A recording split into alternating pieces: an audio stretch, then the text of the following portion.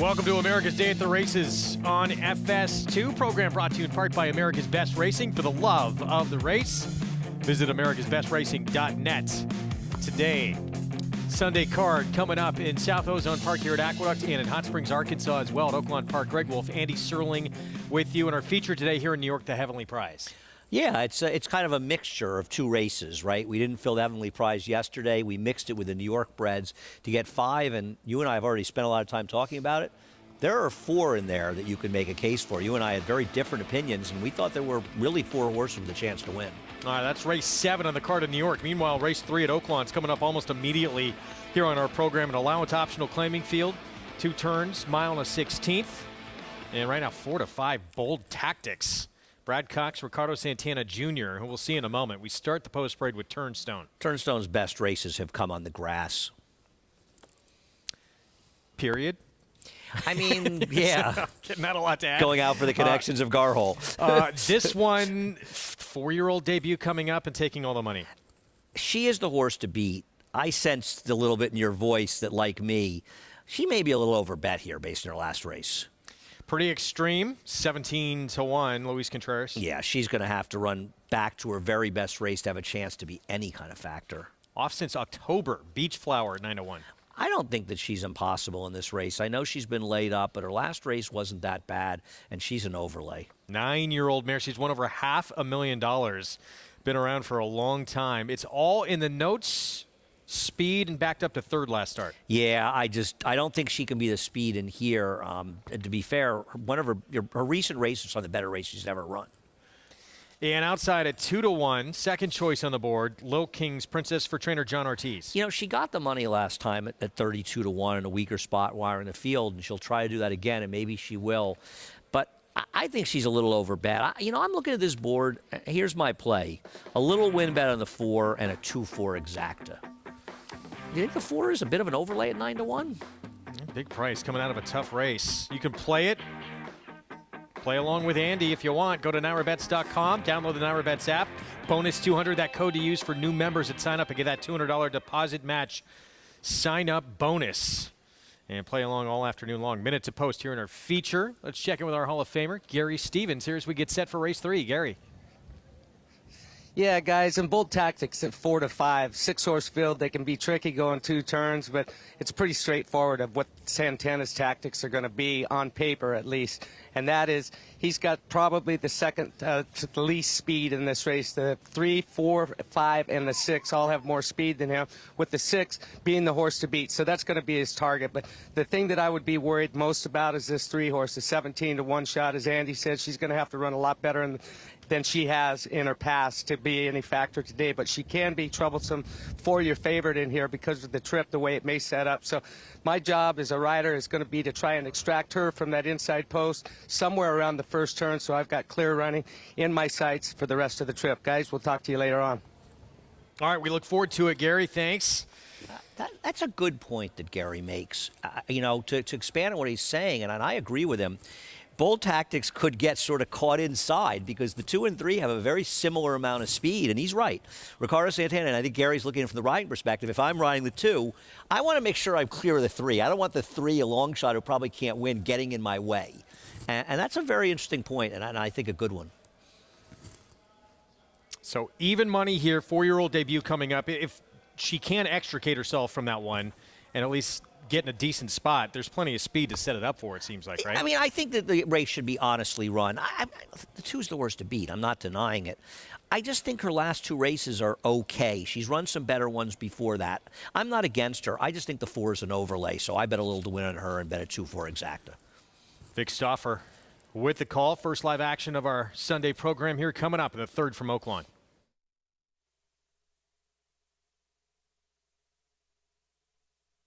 They're at the post.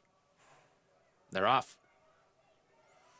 It's All in the Notes goes for the front from Lil King's Princess, and these two sprint away and go very fast. Beach Flower is next, then Pretty Extreme. Bold Tactics was knocked around between horses in the first part of it. She took up pretty sharply. Turnstone is the trailer, and they are flat flying on the front end, the top two. Lil King's Princess and It's All in the Notes, and Lil King's Princess, aggressively handled, leads the way now by 2.5 lengths from It's All in the Notes in second. Then it's a gap of 4 lengths back, maybe more than that, to the stablemates of Beach Flower and Pretty Extreme. Now Bold Tactics moves through and takes fourth, and now she's about 6 from the front, and Turnstone is at the back of the pack as they continue to go quick up front, and they is one. It's Lil King's Princess, and she goes to the half-mile pole now with a 6-length advantage. It's All in the Notes and Beach Flower are second and third. Bold Tactics stays at the rail fourth, and now 7 from the front. Pretty Extreme has 10 lengths to make up. Turnstone is 12 lengths behind her stablemate, Lil King's Princess. Lil King's Princess around the far turn. That 6-length lead is now half of that. She leads It's All in the Notes by 3. Bold Tactics stays at the rail to the outside, and Beach Flower 4 back to Pretty Extreme. Turnstone has trailed throughout, and Lil King's Princess is still there. She's a fresh leader again and opens up again, Lil King's Princess. She's got a 5-length lead. Then comes Beach Flower, Bold Tactics, and Pretty Extreme, but Lil King's Princess is just too good, and she comes to the 16th pole with a 5-length advantage. Beach Flower is second, Bold Tactics third, Lil King's Princess to the wire to win. Lil King's Princess won by 3 1/4. Beach Flower was second, Bold Tactics third, Pretty Extreme finished fourth. Lil King's Princess the win. I know year by year, the last few years, he's been doing better and better. But really, it seems like it's a breakout meet for John Ortiz. I agree, and this was a very good performance. When you look at his record, you pointed out, he's winning at over a 20% clip, and this filly earned it. She didn't go slow up in front. They went 46 and change to the half. I thought I was sitting in a perfect spot with the 4. I was, but this filly never stopped. I think I had the right idea with the 4 for second. The problem is I thought second to 2 if she didn't win the race, and no 64 for me. 6-4-2 in that third from Oaklawn. Again, the feature here today in New York. It's the Heavenly Prize, and 5 lining up, and you really can make a case for about 4 of the 5 in this field, including, of course, the morning line favorite, Maiden Beauty. She's going to try and win 3 in a row, but her style may be cramped in this race with the presence of Bank Sting. We'll see how aggressive Bank Sting is. You'd like to think, if you like somebody else, that Dylan Davis rides enough to make her go quick enough up front. I think Maiden Beauty's tough on the front end. For me, I have to bet against horses like Maiden Beauty, whose last effort might be a little bit dressed up because the racetrack helped her. But you made a good point to me earlier. She was coming back on 11 days rest, and now she's had over 2 months. Well, this was that win off the 11 days rest in the slop. It was in the Bay Ridge. It was at 1 mile and an 1/8. She'll be going a mile today. Back-to-back victories, again, both on the front end. And I guess in some ways, yeah, Dylan Davis kind of holds the key to the race on Bank Sting. Right, because with Bank Sting, I don't think the connections are when I force a duel with the 4 Maiden Beauty, but I also don't think they want to let her just dictate up front. So you got to play that cat and mouse game, right? Use your speed enough to make Maiden Beauty work without taking too much away from your own horse. And a little interesting, too. I mean, she's 6 now. This is going to be the 6-year-old debut coming up, but it's the end of her 5-year-old campaign where she really started to blossom and become her best. Yeah, I mean, she's always run some good races and shown some signs. I do think she was very much aided by the racetrack last time, but her prior race was a good effort, so it's not as though it came out of nowhere. But I think when you look at that big 93 buyer, you can probably give the racetrack a lot of credit for it. Jonathan Kinchin joining us right now for more on the Heavenly Prize. JK, what are your thoughts of the feature? Yeah, I mean, I understand where Andy's coming from. It feels like the last 2 times were the times you wanted to be on Maiden Beauty, and now looking for her 3rd win in a row, the price is likely to be a little bit shorter than one might like. But I will say this about Maiden Beauty. I love where she's drawn. She's drawn outside of her main competition. She has tactical speed to be wherever she needs to be. I have no concern about the distance or the trip. She's won going the 1-turn mile at Aqueduct. She's also won going the 9 furlongs. She's clearly possibly a better dirt horse than she is turf horse. I love where she's drawn. I'm just not crazy about the price. The other interesting horse in the race is the 3 Battle Bling, who I think does make a lot of sense in here for Rob Atchis. She kind of woke up switching to Rob's barn, and I think that she might have another big race in her. I just worry that she's her main competition to her outside could be a problem. And then Banks Sting just needs to get a little bit faster. It could happen, but does need to get a little bit faster, in my opinion, to compete with the 3 and the 4. Interesting feature coming up, that heavily prized race 7 today here at Aqueduct as we look at today's races presented by Claiborne Farm. Conditions fast at both tracks here in New York and at Oaklawn. Start of that Late Pick 5 in Hot Springs begins in the 5th, and the 8th, their feature on the Sunday program. You can play it all and also get involved with this today for free, but compete for real prizes and bragging rights, of course. Go to NYRA.com/showdown. Put in your selections and see your name climb that leaderboard. Good luck to everybody competing this afternoon. Coming up next, it is Pick 4 time. Race 5 will kick it off, mile and an eighth, and a $32,000 claiming race where right now prioritized. Big drop down in class for Rudy Rodriguez. See if he can turn around his form facing easier. You know, the first Aqueduct Race showing is going to come down to a big battle between Wolf and Serling because we had a distinctive difference of opinion. I like prioritized. So by the way, you do like more than me. You like Blewett. I do not like Blewett at all. We'll talk more about it after the break. Yeah, and the story with Blewett again, it's pace. Can he get the lead to himself? We will find out. We'll have the post parade for you when we come back. Taking a look there, Regal Quality for Rudy Rodriguez, another contender in this spot. He's 4-1 right now. Stay with us. More America's Day at the Races coming up.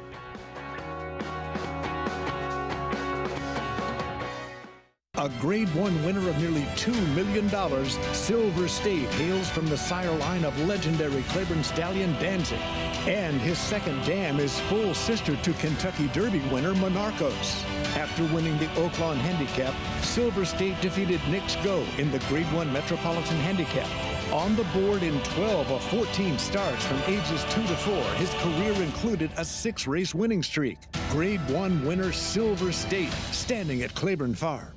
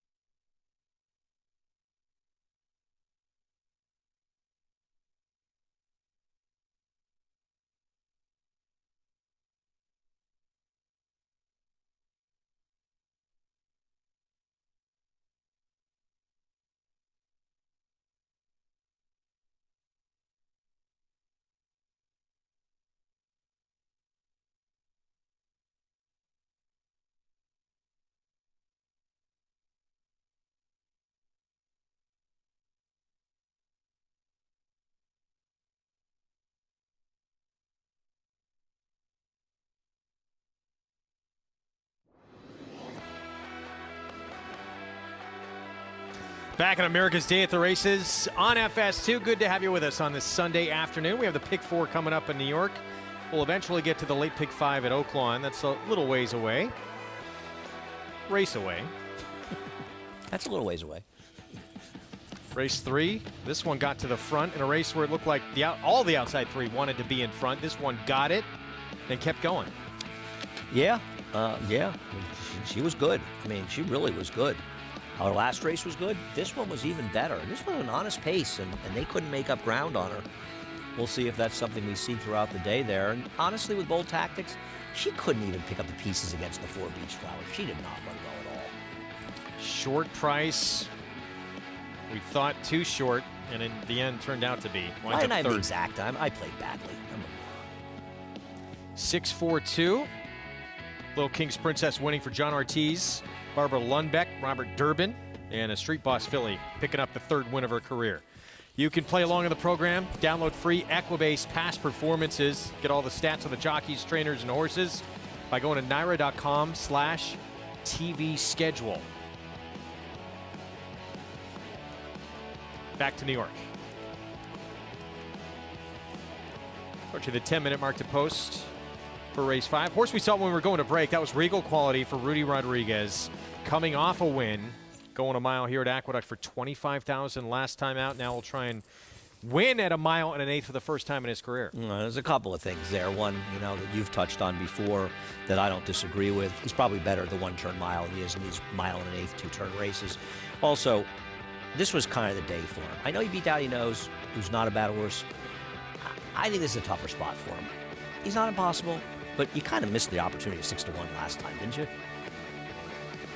Or maybe you didn't. Well, if you didn't have him, you certainly did. Yeah, you make a great point. 4-1 today. He was, when he faced Blewett a couple back, he was 4 wide around that first turn. He's got 3 lengths to make up, and Blewett obviously. Oh, he's going to beat Blewett. The question is whether or not that means he's going to be 5th, 6th, or better. Blewett right now 7-2, very modest favorite. Difficult race to handicap. Let's head downstairs and check in for the first time today with the MIG.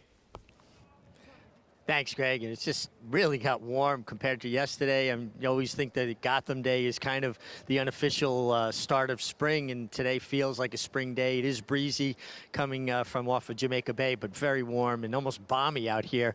The 3 Blewett looks outstanding. An 8-year-old horse, oldest horse in the race, and a whole horse.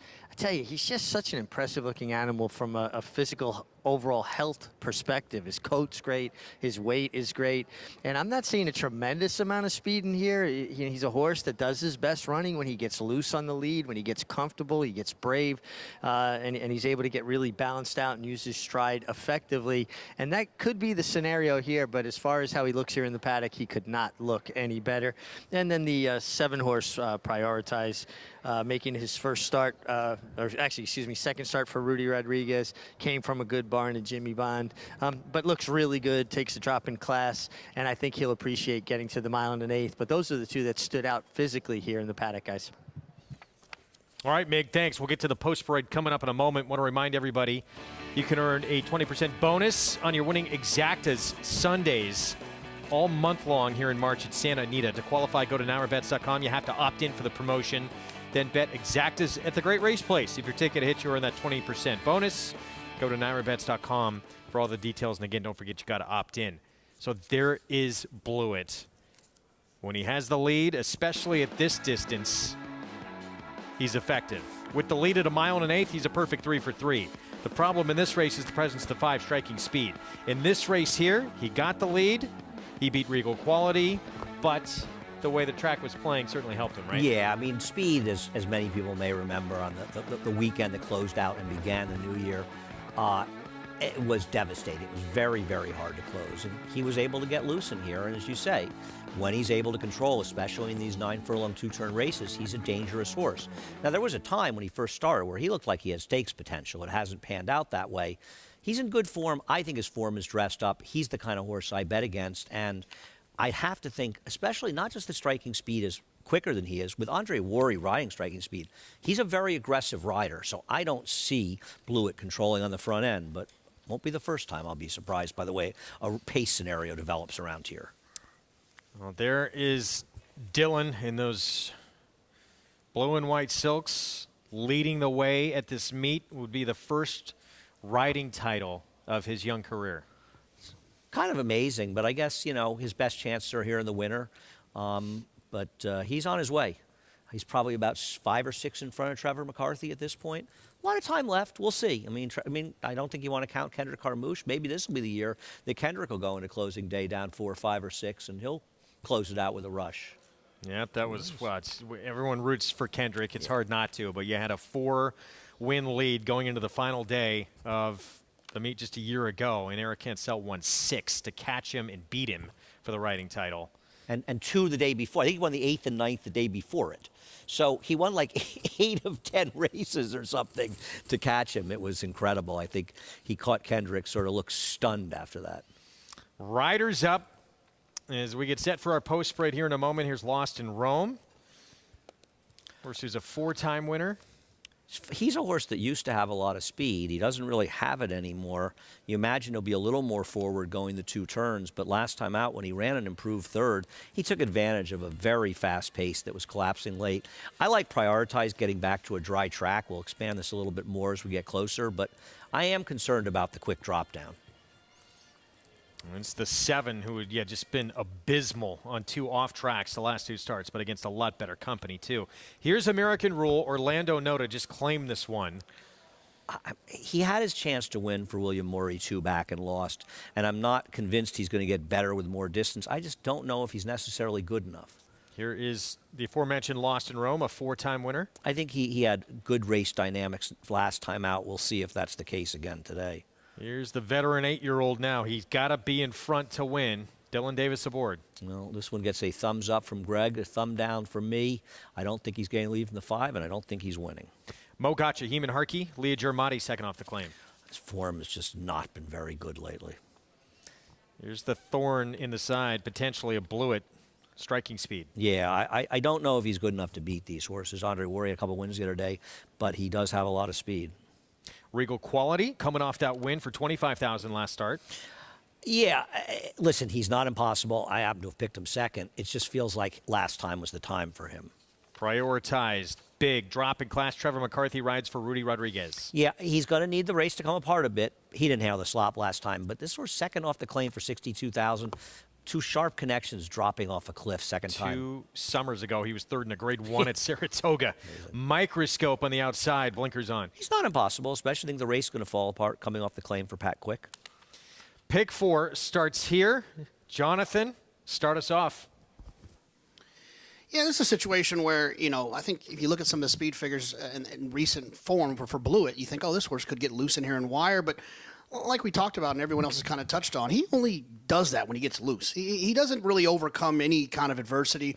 And also, I think you also have to take into consideration that some of his bigger races that he has run were either with Rob Atras or with Todd Pletcher. And no offense to Toscano, but I don't think he's winning at as high a percentage as those guys are. And so there's a lot of reasons to think that Blewett's going to be in trouble, especially from a pace scenario. I ended up going with the 8 microscope. I used 5, 6, 7, 8 in my multi-race bets, but I thought the 8 towards the outside, putting the blinkers on, who's been running well enough when it comes to speed figure standpoint with this group. And if the pace happens to be at least honest, I think it sets up perfectly for Microscope, who's on the outside, who's not going to have to probably get stopped, might lose a little bit of ground. But, I say it all the time. I'd rather lose a little bit of ground than get stopped. So the race is pretty wide open. Like I said, 5, 6, 7, 8 is who I use in my multis, but I'll go with the 8 at 9-1 as my top choice. All right, so outside post here. He's giving the 5 even a look here as the speed to catch. I agree with him on the 8. I don't agree with him on the 5, but he's a price if you like him. I agree the 8 is a dangerous horse. I'm not thrilled with the rider who has had a low percentage so far at this meet, but this horse makes sense in here. I thought a mile and 1/8 might suit him very, very well. He really didn't run that badly in that race behind Blewett and Regal Quality 2 back. And if he can work at a decent trip, and if the pace is honest enough, I think he can come running. I bet 7-8, and I box a little 7-8 and press 7-8. I'm not sure I want to bet Prioritize. He's probably going to be 5-2 or 2-1 in here. I think it's a little bit short, so I probably won't bet him. If I thought he'd be 3-1 or 7-2, I would bet him to win. Surprising to see Blewett right now as the favorite, especially with the presence of this horse right here. Let's go downstairs again to Mig.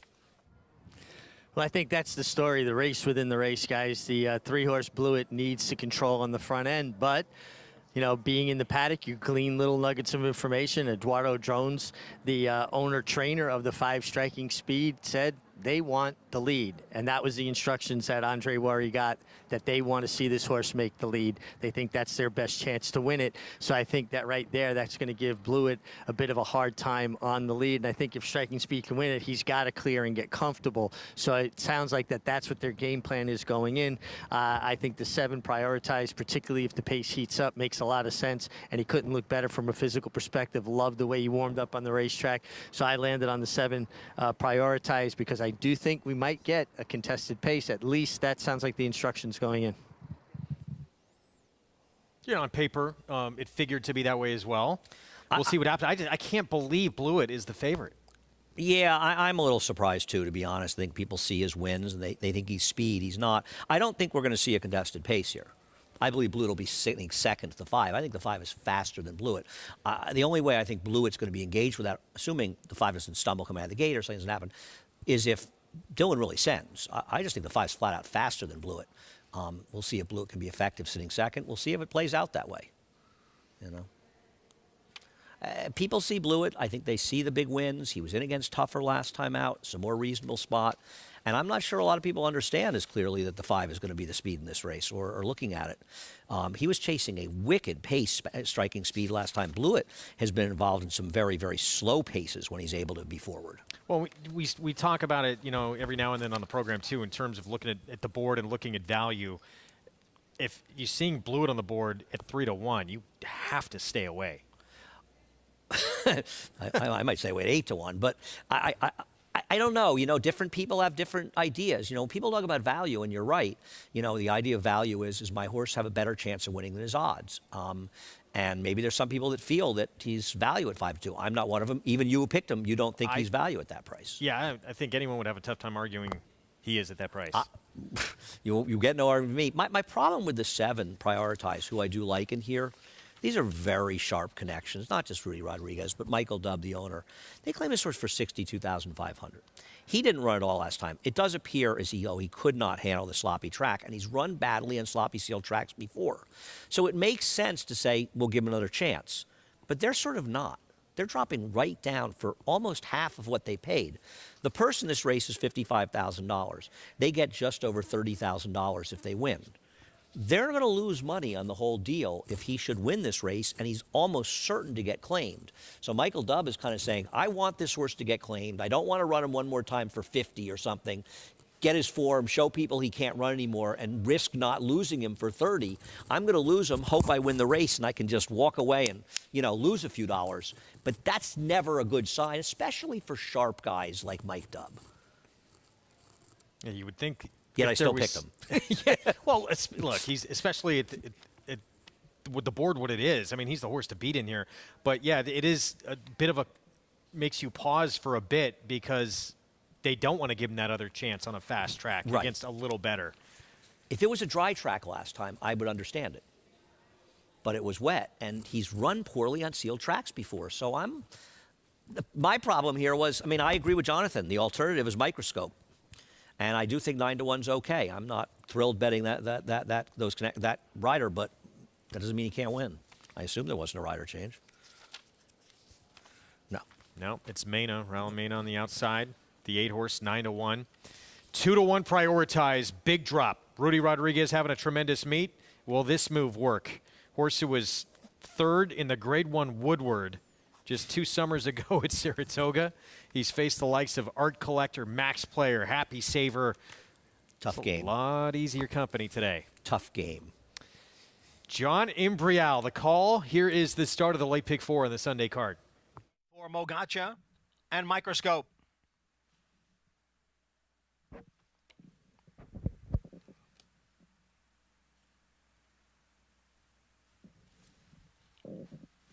They're in the gate.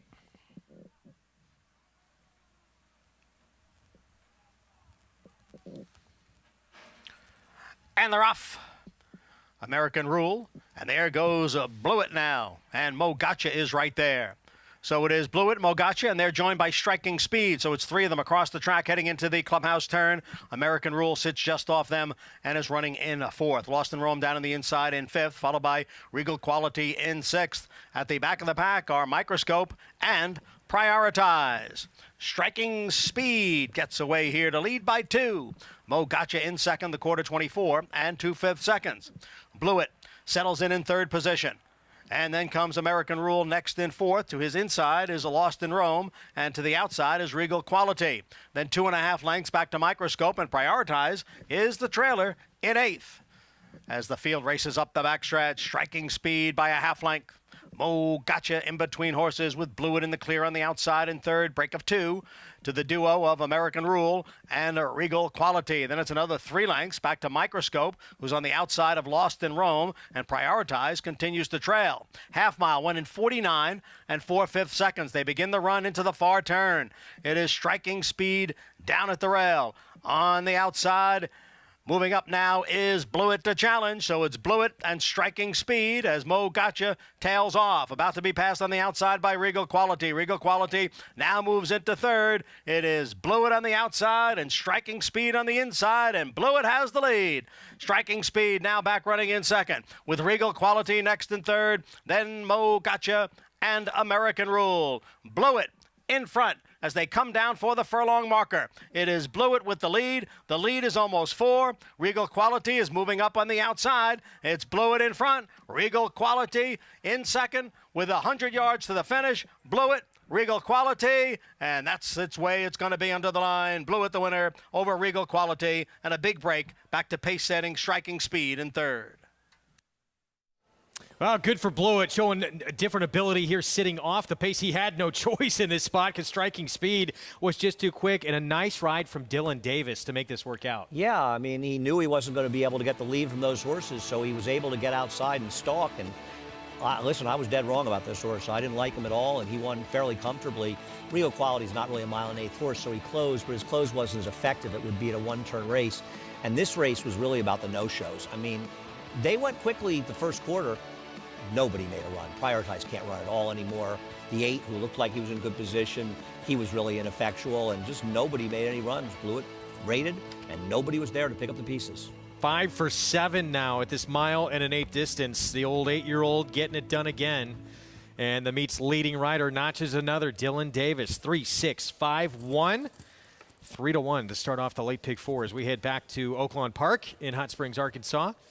And again, 1.16 in this 50,000 starter allowance. Coming up here is Toma Toto. Joel Rosario off all mounts today. David Cohen filling in here. Right.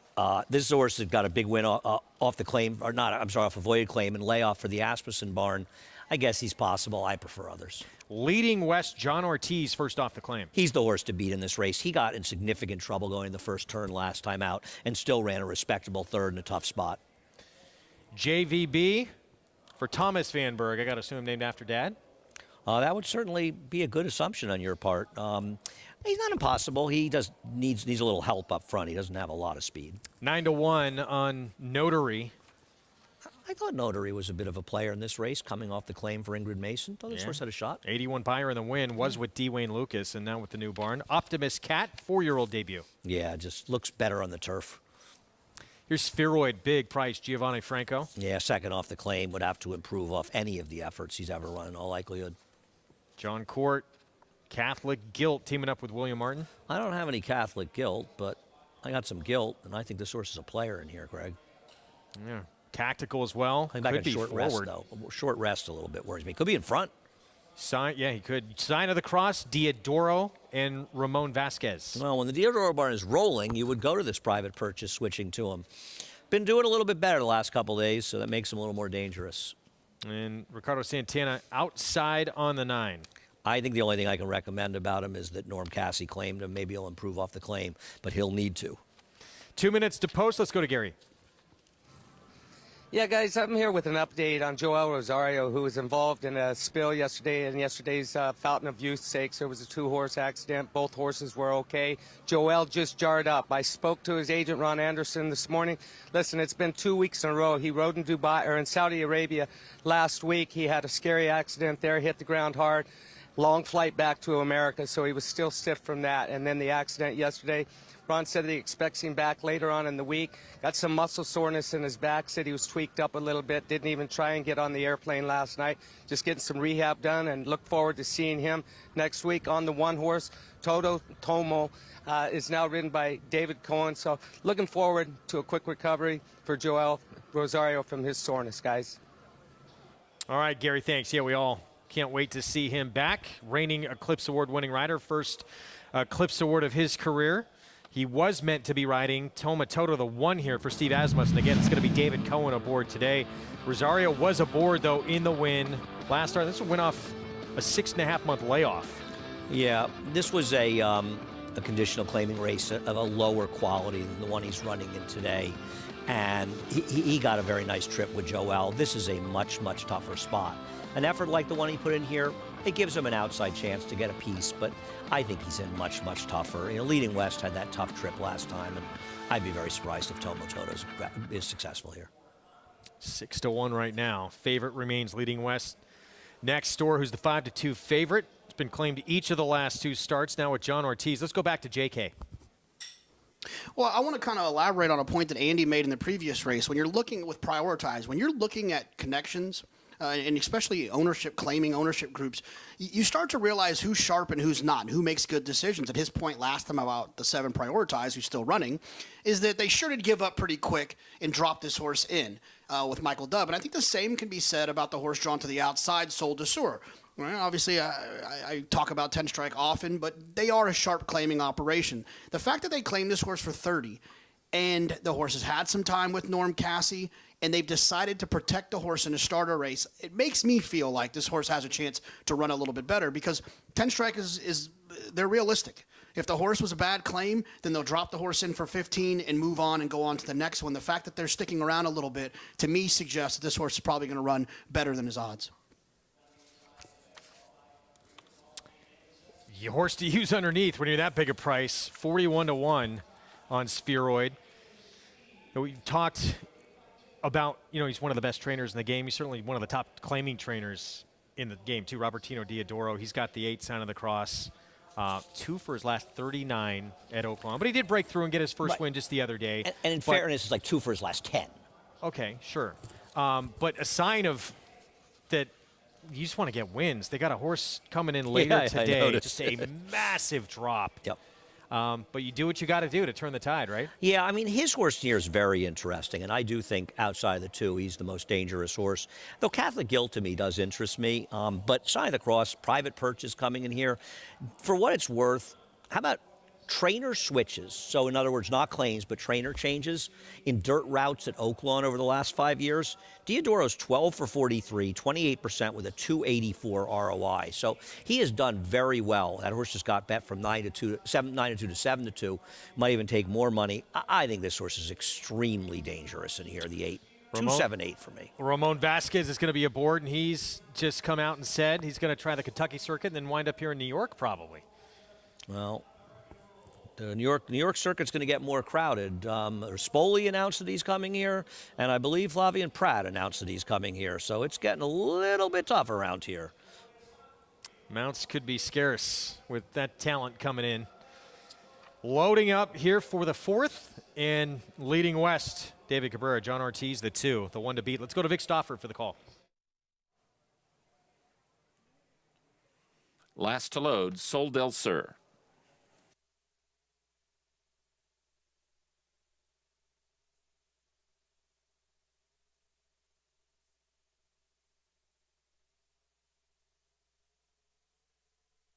They're at the post. They're off. Sign of the Cross goes fast. So does Toma Toto and Optimus Cat. Sol del Sur in the center. Then comes Notary, Catholic Guild, and Leading West, followed by JVB, and the trailer is Spheroid. Toma Toto well off the rail. Race riding there by David Cohen, and he now crosses over towards the rail and leads Sign of the Cross by a length. Optimus Cat is in a tight spot with Leading West at the rail. Then comes Sol del Sur. He's 4th, and Optimus Cat is going to have to get out of a very tight spot to the backstretch. 2.5 back to Notary and Catholic Guilt. JVB is 2nd to last with 6 lengths to make up, and he is far in front of the trailer Spheroid as they head up the backstretch. Toma Toto is the leader. Toma Toto just a half length now from Sign of the Cross. Leading West is at the rail, and here's Sign of the Cross all the way up within a head of the lead. Sol del Sur is 4th and about 2.5 off the lead, with Optimus Cat now in the clear 5th. 2.5 to Notary and Catholic Guild. JVB is just in behind the leaders, and he's traveling comfortably. He may be heard from late. And then it's 4 back to Spheroid. They leave the backstretch. Toma Toto continues to lead. Toma Toto, Sign of the Cross, with every chance to outfinish him. A 4 wide Sol del Sur. 2 back to Leading West. JVB still needs a way through top of the stretch. Leading West is going to move through at the rail, and he and Sign of the Cross square square off at the top of the stretch. Sign of the Cross leads by a half length. JVB is rallying in the center, but it's Sign of the Cross and leading west. Those two to the final furlong. Sign of the Cross a half length in front. Notary emerges, and now he's closing in third. Sign of the Cross and leading west to the final 100 yards. Sign of the Cross leading west. Sign of the Cross just in front. Sign of the Cross beat leading west. Notary was third. Sol del Sur finished fourth. And amen. I think we can put an end to those numbers for the Diodoro barn. He is back. Right. I couldn't. Greg, you took the words right out of my mouth. I think that streak, and no surprisingly, is over. 3 for the last 10 or 11 or so. And this is the kind of horse, right? When the Diodoro barn is going well, you kind of look at it and go, oh, I'll just take the fresh private purchase to Diodoro. Yeah. They weren't winning. They're winning now. And, you know, a very good job by Vasquez coming out of the gate. He kind of took John Court out of the race with Catholic guilt by being aggressive, put in position. The one was overmatched. He stalked. 2 a nice trip, just couldn't get there. We're going to take a break. When we come back, we'll look back at the Derby Trail from Saturday. It was a busy day. Morello remained perfect. Looked like he is a true Derby contender in the Gotham. And Forbidden Kingdom undefeated now as a 3-year-old, winning the San Felipe for Richard Mandela. Stay with us.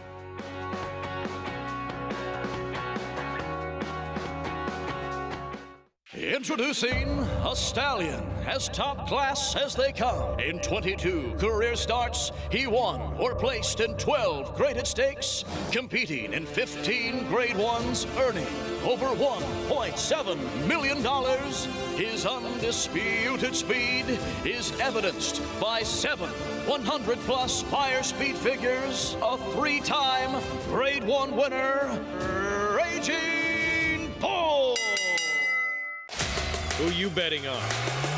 How about an app created specifically for horse racing? Naira Bets. We specialize in thundering hooves, fist pumping, and boosting your bankroll with robust weekly promotions, and offer betting tips from actual horse racing experts. Bet all day and night, nationwide. Get the action and thrill of horse racing with Naira Bets. Irish Hill and Duchess View Stallions, proudly standing the ultra-fast, multiple stakes winning son of Uncle Mo, King for a Day, the only horse to defeat 2019 3-year-old champion Maximum Security. Well, King for a Day was basically a clone of Uncle Mo. I mean, good speed, the ability to carry it over distance of ground, real professional horse and a really cool horse to train. Sire maker extraordinaire Uncle Mo, represented in New York by King for a Day. Visit ihdvstallions.com to book your mare today. This season at Oaklawn, we've got more of everything. More of the top thoroughbreds in the world. More days of live racing. And the largest purses in our history. All at a completely reimagined Oaklawn. Come be a part of this historic season at Arkansas's only casino resort.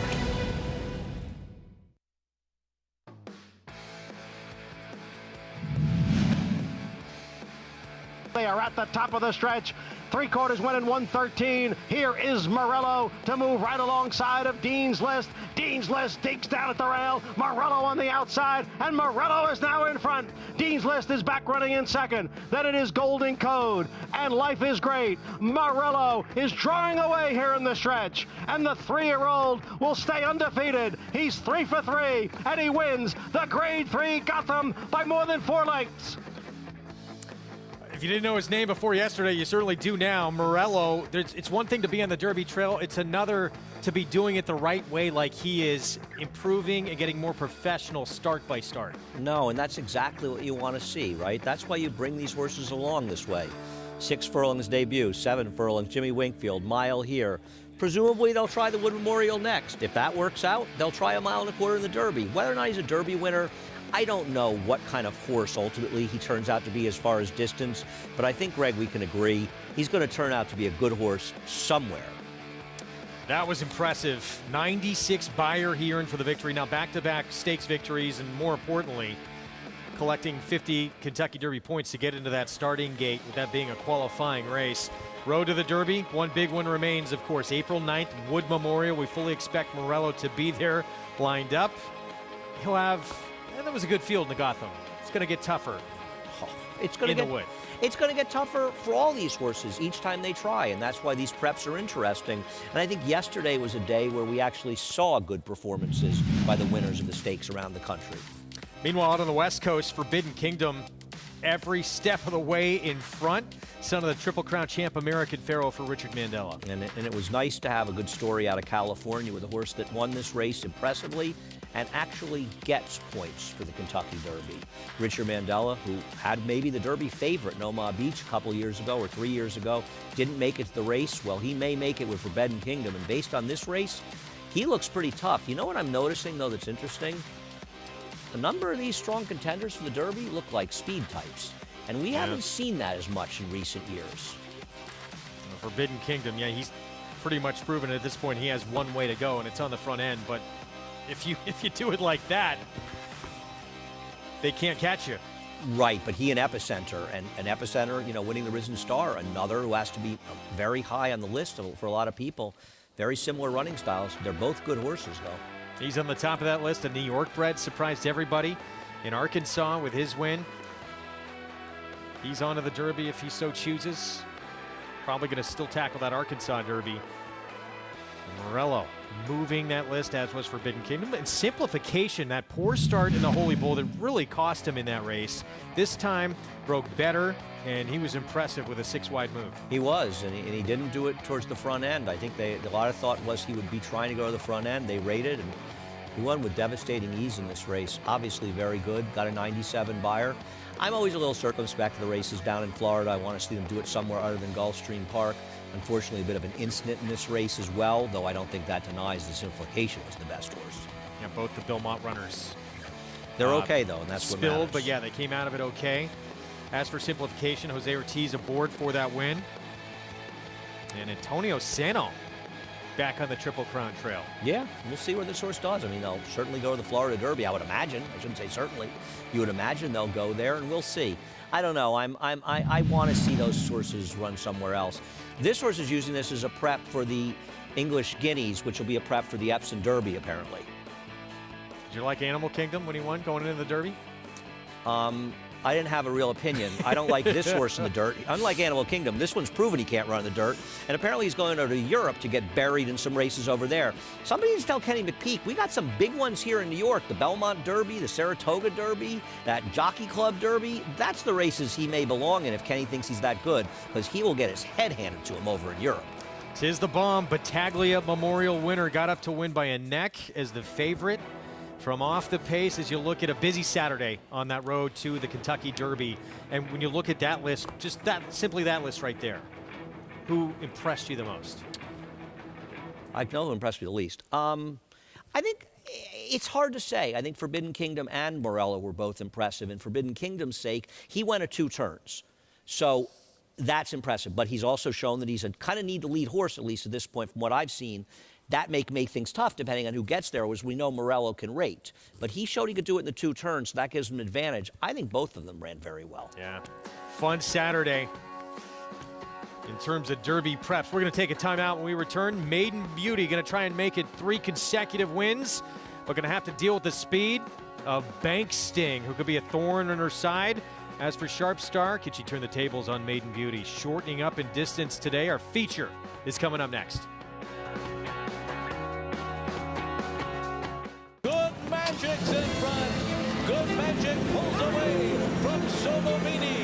Good Magic's gonna win his first race, and he's gonna do it in the Breeders' Cup Juvenile. Good Magic to the front of the field in the Toyota Bluegrass to win it. The champ is back.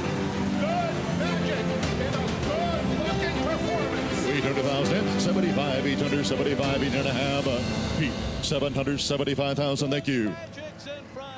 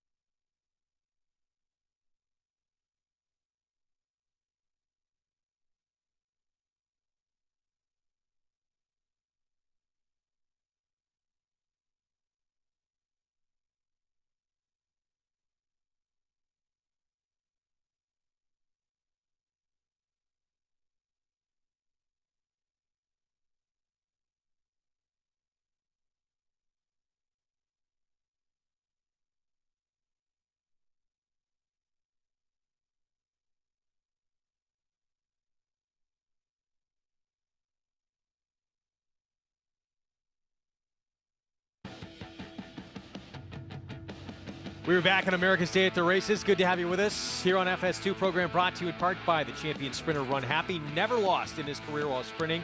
Did it all while racing medication-free. Race 6, one-turn mile. Coming up, New York Bred's allowance optional claiming field. Let's head downstairs to Mig.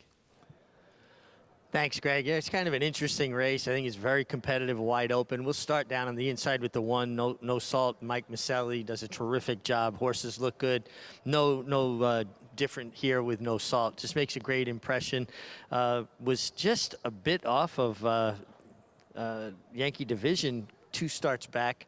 And it's kind of an interesting dynamic. The 1, no salt, not a very big horse, not, really overly robust. And then you've got the 3, Yankee Division, who's just an Amazon. He's got to be about 17 hands. He's just in great coat, great flesh, makes a great appearance. He seems like he does his best running when he gets comfortable. He gets in a good rhythm, not necessarily on the lead, but when he's not in a compromising position. It would make sense for a horse with that kind of size. It's hard to kind of stop and start. They're not as handy. And he could have a little bit of a problem with the 6 horse towards the outside, Daddy Knows, who I think projects to be the speed of the speed and looks very, very sharp here in the paddock. Another horse I thought was worth a mention was the 8, Hush of a Storm. Takes the blinkers off. Trainer William Morey, very welcome addition to the New York scene. A guy who wins everywhere he goes, and nice that he has a presence here in New York. I think this horse might be a bit more turf meant as we go forward, but just kind of interesting. Does take the blinkers off and shortens back up to a mile. Thought he had a good look in the paddock as well. All right, Mig, thank you. 8 minutes away from this 6th here coming up, and there is a look at Yankee Division. He's put together back-to-back wins, both at a mile. He's 7 for 11 at this mile distance, but he's moving to a new barn now, just claimed now with Rob Atras. And Rob Atras, sensational off the claim, but claiming from Rudy Rodriguez is a very difficult thing to do. We had some stats. We'll see if we show them where it's very, very tough to claim successfully off of Rudy Rodriguez. And the other thing about him is this was a race that featured a fairly moderate pace. And with the presence of Daddy Knows, who's legitimately fast, Yankee Division's not going to get the lead. And no salt last time, probably a little bit out of his game in this race where he faced him, I should say, because he had to be closer because of the lack of speed, where maybe it plays more into no salt's hands, who can rate more efficiently than Yankee Division. 5-2 right now, trying to make it 3 in a row, and he is a big guy. As you heard from Mig, son of Midnight Loot. Just towers over this field physically. Meanwhile, we knew, as we look at this board, we knew Tiergan, that 6-1 was not going to hold up. And there's a few scratches near too, but 2-1 favorite right now. Yeah, he probably won't be favored by post time, but you're not getting more than 3-1 on him. He was 4th choice, I think, in the morning line. And, listen, the morning line right here does a great job. Doesn't mean you get all of them right. And he's also a horse that a lot of handicappers like, including the 2 people up here. He makes a lot of sense getting back to a fast track, switching to Manny Franco, getting a good outside trip. To me, it's Tiergan's race to lose. He shows up, I think he wins. Post parade coming up, and we're going to start things off with no salt, trying to turn the tables here on Yankee Division. Mike Maselli, Kendrick Carmouche. He's in good form, and I think he'll get a more favorable pace scenario to close into today. So while he won't be that far out of it, I think he'll get the right trip, and I think he's very, very dangerous. He's been in good form before. He's back in really good form right now. Can the new barn keep him there? That's really the question. Can Rob Atras keep good work? Because don't forget, he's coming back almost 2 months after being claimed. Here's the 6, Daddy Knows, coming off a win last start.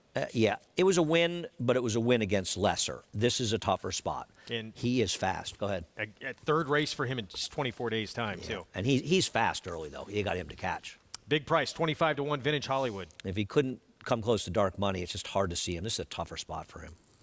Hush of a Storm, Mig mentioned briefly, blinkers coming off. Surprised they didn't ship him back to Turfway. I think he made it very clear last time he simply can't handle the dirt. He's a much better horse on synthetic than he is on the dirt.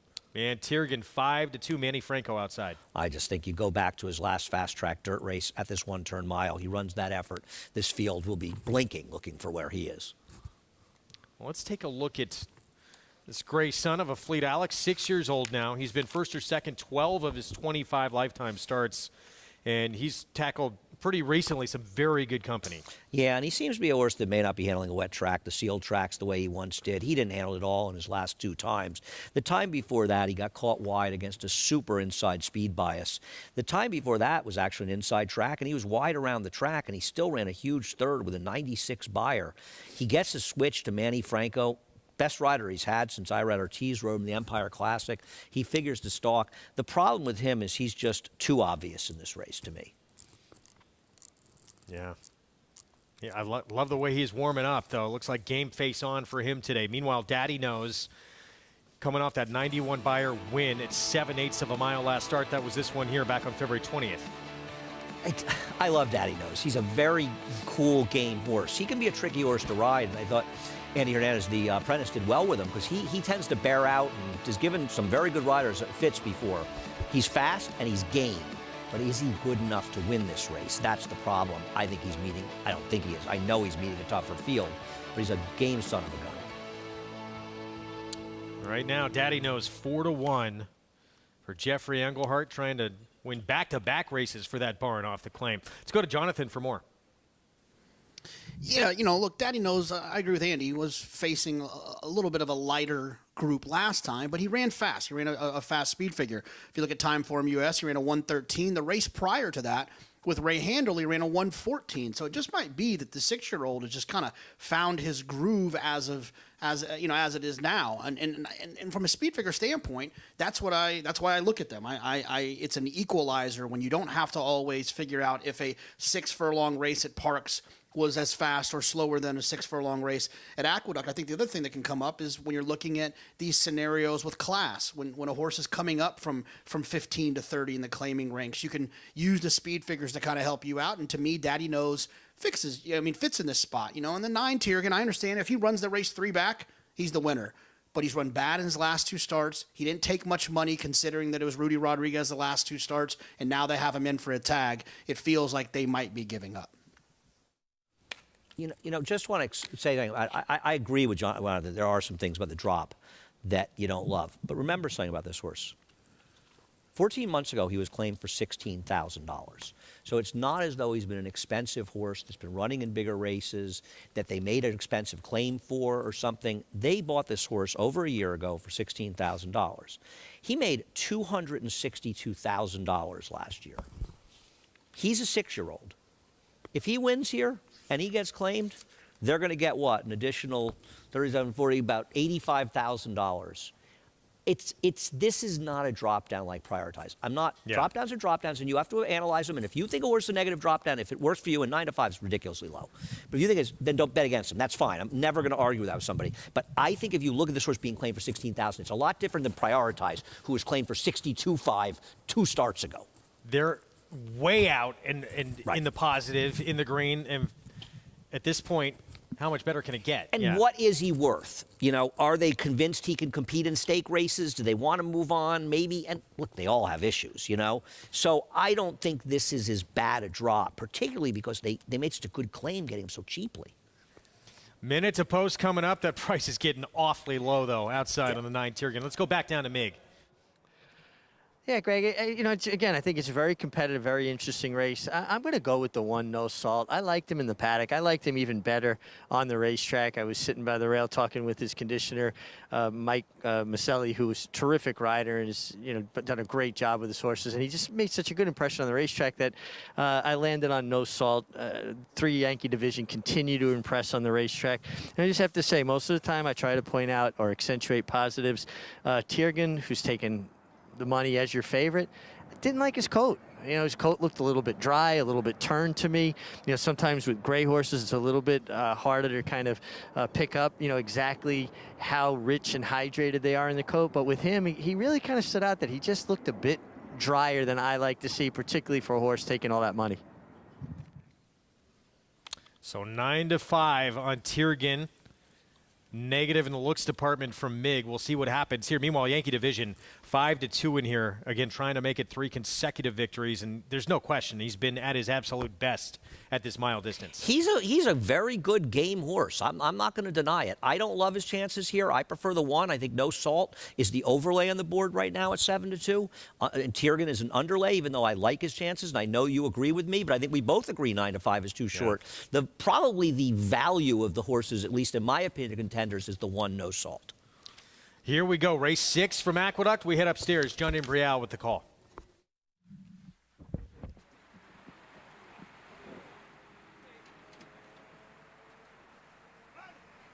And they're off. Vintage Hollywood and Tiergan. And Daddy Knows is right there as Yankee Division now moves up as they move up the chute. It is Daddy Knows who's in between horses. Tiergan's on the outside. Yankee Division down at the rail. 3 of them across. Vintage Hollywood now takes back and is racing in 4th. Then comes No Salt, who's down towards the rail, and Hush of a Storm is the trailer in 6th, 4.5 lengths separating the field. The quarter went in 24 seconds. It's Daddy Knows on the outside, leading by a half length. Yankee Division down at the rail, second by 2. Tiergan is in 3rd as No Salt advances at the rail. Then comes Vintage Hollywood and Hush of a Storm. The battle up front continues. Yankee Division on the inside and Daddy Knows on the outside. It is Yankee Division now by a neck. Daddy Knows is running in 2nd, and the half was 47 3/5 seconds. Tiergan and No Salt, those two are heads apart 3rd and 4th. And at the back, the duo of Hush of a Storm and Vintage Hollywood. Daddy Knows now has a narrow lead over Tiergan. Yankee Division drops back to 3rd. Hush of a Storm is on the move on the extreme outside. Then it's No Salt and Vintage Hollywood with a quarter of a mile to the finish. It is Tiergan who has the lead now. Hush of a Storm moving up on the outside into 2nd. No Salt is out in the middle of the track. Daddy Knows is dropped back. It is Tiergan in front. Tiergan with the lead inside the 8th pole. Hush of a Storm runs in 2nd. No Salt on the outside in 3rd. Tiergan has a 4-length lead as they come on for the finish, and it will be Tiergan who proves best here by 4.5. Hush of a Storm was 2nd, then Daddy Knows and No Salt. Tiergan justifies that favoritism in here. Manny Franco, Rudy Rodriguez, 6-year-old, wins for the 6th time in his career. Sometimes they look sort of obvious to you on paper, and they actually win like they were obvious. Manny rode this horse to get position out of the gate. I think Manny understood, I'm on the best horse. I'm going to make sure I don't lose because I lose position. They go too slowly. I'm going to get in the game. And, you know, Greg, you were sort of feeling a little down. You had a bad run, a couple yesterday on Talking Horses. You picked 4 straight winners, so things have picked up. You stick it out enough, you won't suck every day. Nice little bounce back. I'll take it. Tiergan, unfortunately, you don't get that 6-1 in here, but he wins convincingly. Good to see him back in the winner's circle. I agree, and I'm fairly confident he got claimed in this race. And you know what? I'm sure the owners will be sorry to lose him. And he is a good claim for $45,000. Yeah. Having said that, they played things well. They'll end up making a strong profit, and we'll see where he goes from here. I could be wrong. Maybe he's not claimed, but I don't know. If I had $44,090 more, $990 more, I might have taken a shot. Yeah, I would think. Yeah, actually, 3 of them were claimed in there. 9, 3, and the 8. If one of them isn't Tiergan, I think we need to speak to the people that put the claims in. Let's go to Oaklawn. Pick 5 starts here. Here's Buckle Bunny Red. Had a compromised beginning for Ron Moquette and actually made up some ground. I think he's the interesting horse in this race. The favorite's very tough to beat, but I think he's an interesting player. Gold Strategy here for Tammy Hornsby. Her last race, in fairness, the best race she's ever run. 21-1, Amazing Debate.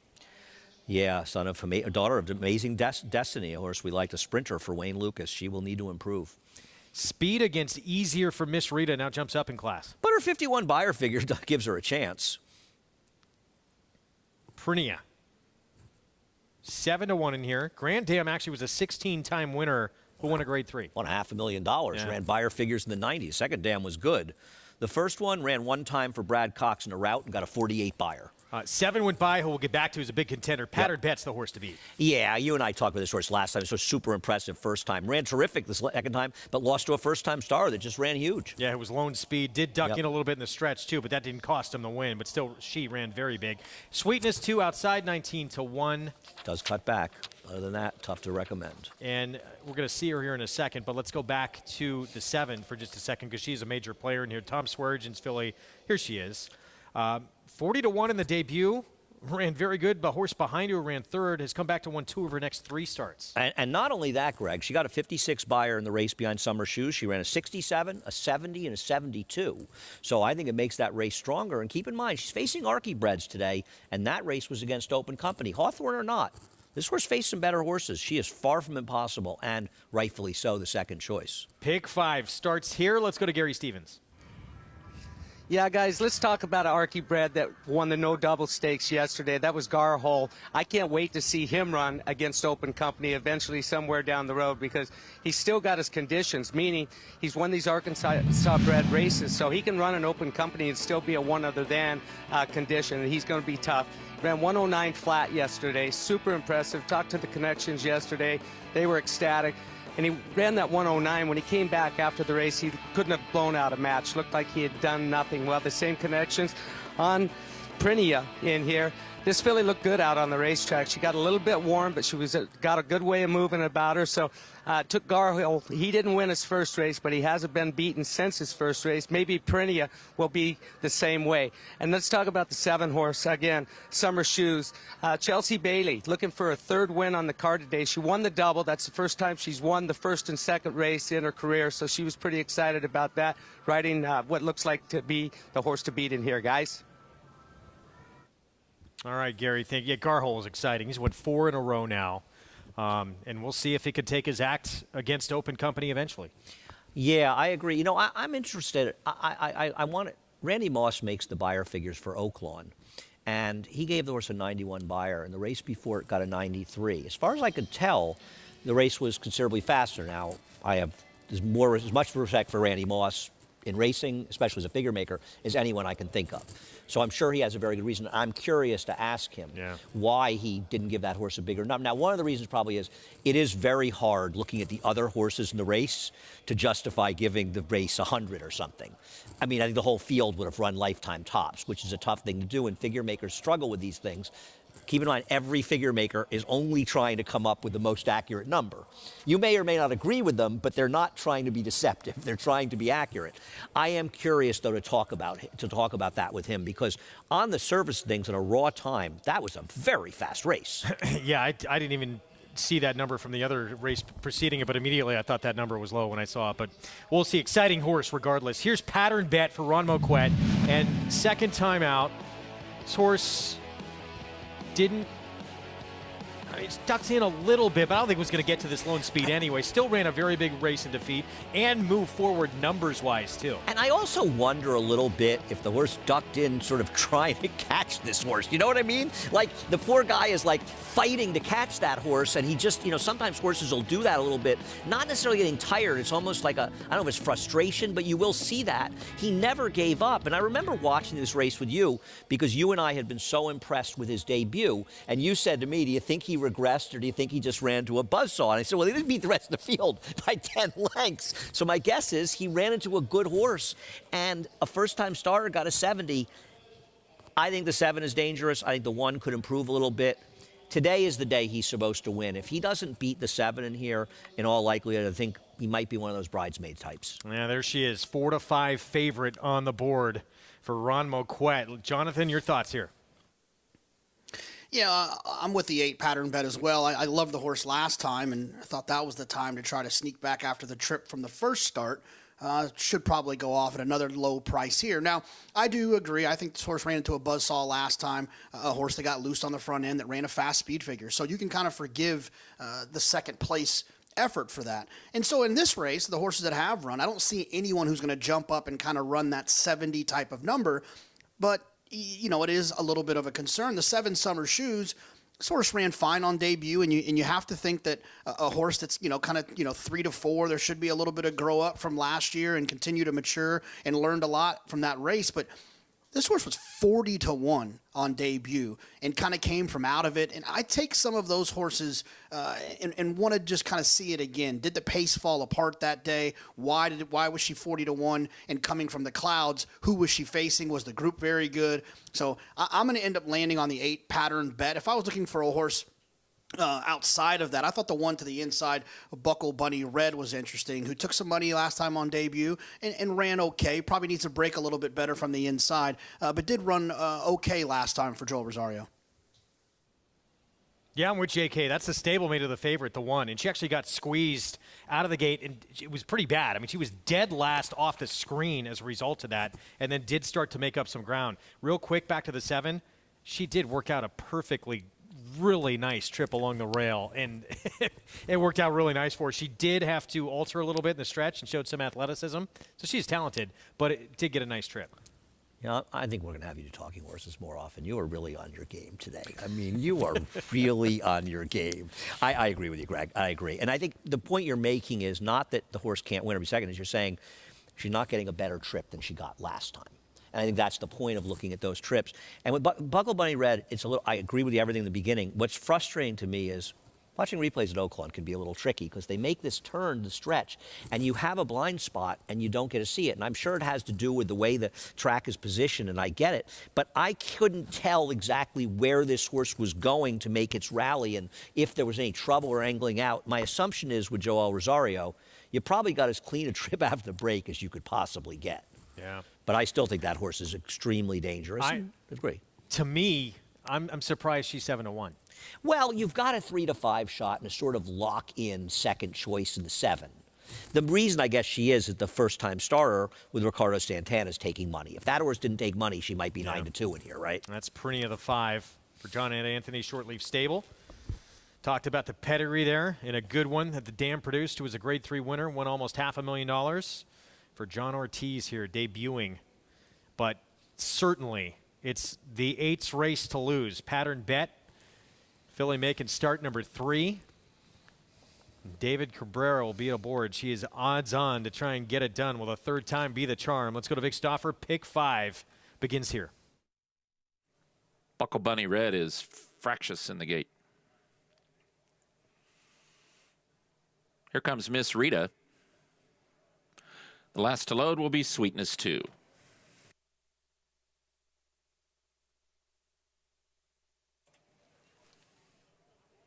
They're at the post.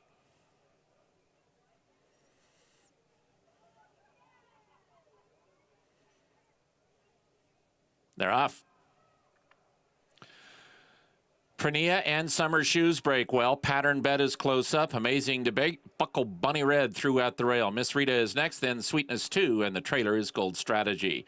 It is Prania up the backstretch, 3/4 of a length to Summer Shoes in second, with Buckle Bunny Red right there at the rail in third. She's in a tight spot. Got to get in or out from there.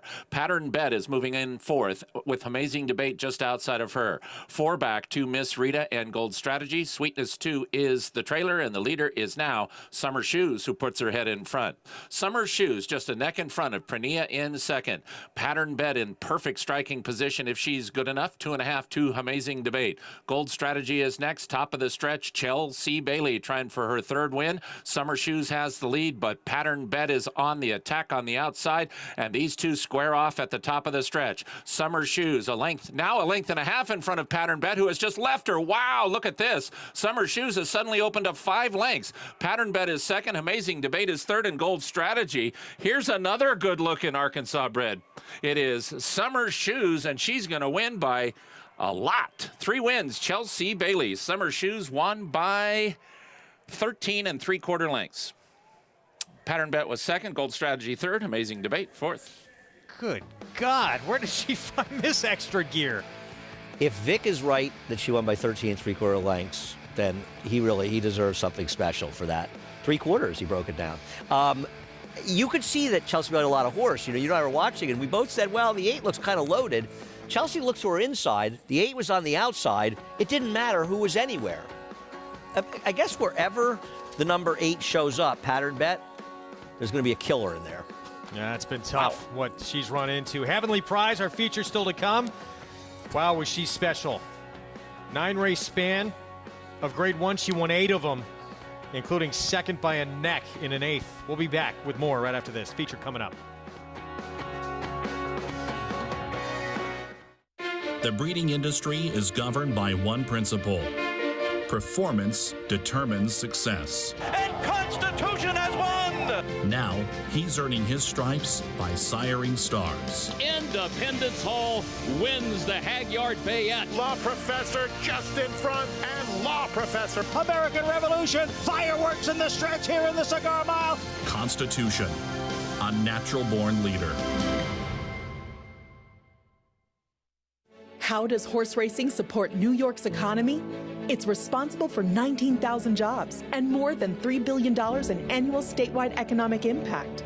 These good-paying jobs support working families across the state and sustain thousands of small businesses both on and off the track. Horse racing in New York means jobs and opportunities now and in the future. We are New York Horse Racing. Start spreading the news. If you're looking to win in New York, then breed in New York. To War Dancer, the millionaire son of Warfront, and New York's #1 sire of 3-year-olds. Breed to a proven performer, the #1 second crop sire at the Saratoga meet with multiple winners at Belmont and Aqueduct. Earn double the New York Breeders' Awards and participate in the New York Stallion Series with $2 million in purses. War Dancer, proud to stand in New York. Visit wardancerstud.com. Racetrack Television Network brings you every race, from every track, on every screen, every day.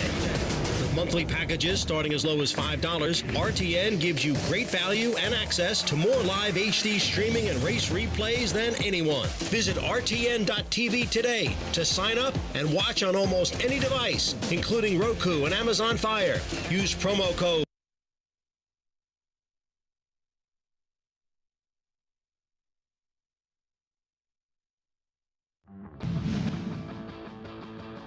And Heavenly Prize is taken over. Heavenly Prize is in front at the back, at the top of the stretch, and Lakeway is trying to battle back valiantly. But it is Heavenly Prize who passes the 8th pole with the lead by a length and a half. Lakeway is being left behind in second here at the Graveyard of Champions. Heavenly Prize is going on to win it, and she'll win here by 5. That was the return of Heavenly Prize. It was Lakeway who was the 1-5 favorite in that race. Mentioned on the program the other day, her Hall of Fame trainer thought Lakeway was the best filly we'd ever seen since Ruffian. In the end, Heavenly Prize went on to win after this, the Gazelle and Beldame, and then she put together another streak of 4 consecutive Grade 1s. Inside information, Heavenly Prize's stablemate had just lost to Lakeway and the Mother Goose by 7 lengths. The rest of her career, she went 14 for 16. Including a Breeders' Cup Distaff win. She was a huge favorite, Lakeway. Heavenly Prize had kind of not lived up to the performance as a 2-year-old when she won the Frazette in her second career start. This was the race, the Alabama, that put her back on top. Superstar, incredible career that she put together. Heavenly Prize is coming up next. Our Sunday feature, 5-horse field. Dylan Davis, he's going to be on Bank Sting. We talked about it earlier. He might hold the keys to this race with the speed she possesses and could cause problems for Maiden Beauty. Let's go downstairs to Mig. Yeah, thanks, Greg. Here with the leading rider, Dylan Davis. Dylan, you've been riding so well, and one thing that stood out to me about your riding recently is just how strong your finish. You're always a good finisher, but it just seems like your strength level has gone to another level. Do you feel that? Thanks, Boost. Yes, I do. I've been working on my form, and I've always been trying to improve, but I got my equalizer at home and just always trying to push myself and do better. And I just feel like I'm getting a more rhythm with the horse and being able to get behind them and really get them to the wire. You know, Dylan, you've been riding more and more good horses, getting more and more opportunities in stakes. Now, obviously, like a nice mare like this, Bank Sting, you're 2 for 2 on her. It seems like when you get to ride good horses, confidence goes up. You seem like you're in the zone confidence-wise. Definitely, yeah. She's been working well, and I get along with her. And we were, like you said, we're going 2 for 2, and today we'll try to make it 3 for 3, and we'll see what happens with that. Dylan, last time she was on the lead, she's come from off the pace. She's obviously versatile. Where do you envision you'll be early in this race? You know, she's not the one to really rush. We're going to come out running for sure and just want to get in the forward position. And I know Maiden Beauty looks like the type that would need the lead. We'll see from there, but same as my mare, she can be on it or she can be laying second. I just don't want her to be in a chasing position and to be uncomfortable. So my plan is to really just come out across that chute, and then we'll see where we lay out. And if Kendrick decides to clear me, he clears me. I'm happy laying second or third. But if I'm on the lead and she's comfortable, I'll take that as well. All right, best of luck. You're riding great. Keep up the great work. Thanks, Rich. Well, it seems like she's going to be in the right spot. He's got a plan. Let's see Dylan Davis execute. He's been executing all meet. He has indeed, and that's why he's leading the way right now. Mig, thanks.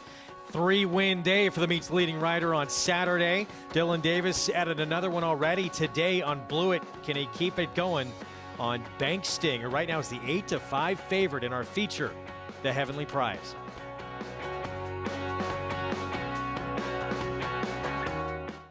Harris Farms, proudly standing Smiling Tiger, a triple Grade 1 winner, defeating Breeders' Cup champions Dancing in Silks and Amazombie, a leading California sire with over $9.7 million in progeny earnings, with 94 winners in 2021 and graded stakes superstars like Spice Perfection. Spice Perfection wins the Grade 1 La Brea. And Tiger Dad. Smiling Tiger, a leading California sire, standing at Harris Farms. It pays to be Cal bred.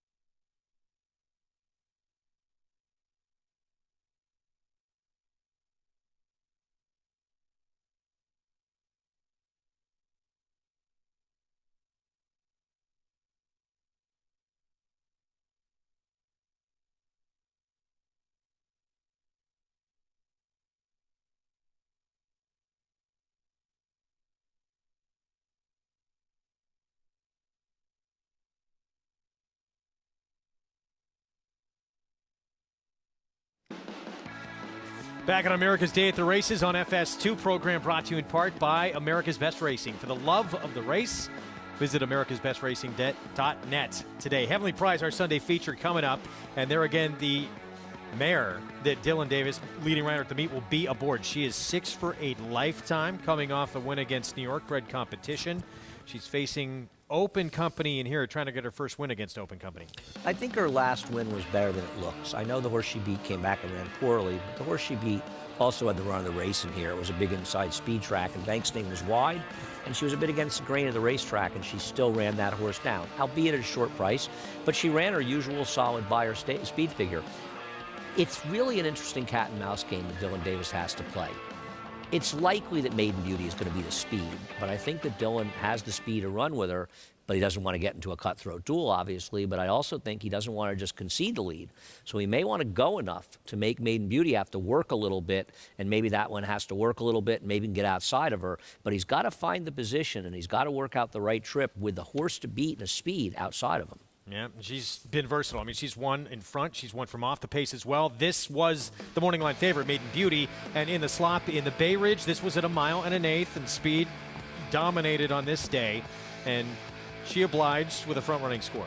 Well, you are 1-0 in our two big battles so far today, where you like Blewett and I was dead set against him, and you were right. This is the other one where I was dead set against. I don't like this horse. I think she is a very nice filly, though, her mare, who has been dressed up by getting a big speed track last time out, and I just think it's a much different scenario today, and I think at the end of the day, she's not going to prove good enough to beat any number of players here. And I would, that number's going to come down, but still surprising that she's 7-2 Yeah. right now. Earn a 20% bonus on your winning exactas Sundays all March long. It's Santa Anita to qualify. Go to NyraBets.com. You got to opt in for the promotion. Then bet exactas is the great race place. If your ticket hits, you'll earn a 20% bonus. Go to NyraBets.com for all the details or download that NyraBets app. Here's our post parade for the feature. Sharp Star kicks things off. Yeah, she is a big danger in here. She was compromised by the racetrack last time, but the problem with her is consistency. She never seems to be able to find it. Here she is, Bank Sting tackling Open Company for the first time. Yeah, we'll see how she does against 2 other New York breds, but 2 tough open horses as well. One of them, this filly, Battle Bling, Trevor McCarthy. I think she's improving. Her last race, her best yet. She's my top choice, and I love the cutback from 9 furlongs to 8 furlongs. Late in her 5-year-old campaign, she got in the best form of her life. Here's Maiden Beauty. Yeah, we'll see if she can do it in a much more fair situation because this track is certainly not carrying speed. Yeah, Truth Hurts on the outside, 10-1. Yeah, she's a little tough to make. At times, she has run fast enough, though, to compete in this race. She did win a division of Pumpkin Pie, albeit the slower division. Well, let's go back to Battle Bling. Rob Atras claims this filly, and she goes right into the winner's circle with a victory in the ladies. That was at 1 1/8. She previously been beaten a neck to Maiden Beauty. Yeah, I really thought her last win was good. It was a track that was kind of the inside, but it was also a race that fell apart, and all the effective horses were making outside moves. I think in retrospect, and she won, and I'm not criticizing Trevor, and I don't think he made the wrong move trying to win it when he did, but she got a little leg weary late because she made her move at the quarter pole, which can be a little tough in these demanding 1 1/8 races. She got leg weary, but she still held on for the victory. She beat some solid horses. The third place finisher came back with a nice win out of town. I like that she's got the 1 1/8 race behind her, and I really think she's just getting better at the right time, and I'm hoping she takes another step forward against what is arguably a tougher, more competitive group. And you think she might be better at 1 mile? I do. The way she ran last time, and you look at her race. Now, you made a good point to me earlier. When Maiden Beauty beat her 2 back, she beat her fair and square. I mean, she probably had the better trip of the 2. I don't think either went on a bad trip, but she probably had the better trip of the 2. I'm just hoping that she's improving since that race. Feature 6 minutes away. Let's go to Jonathan.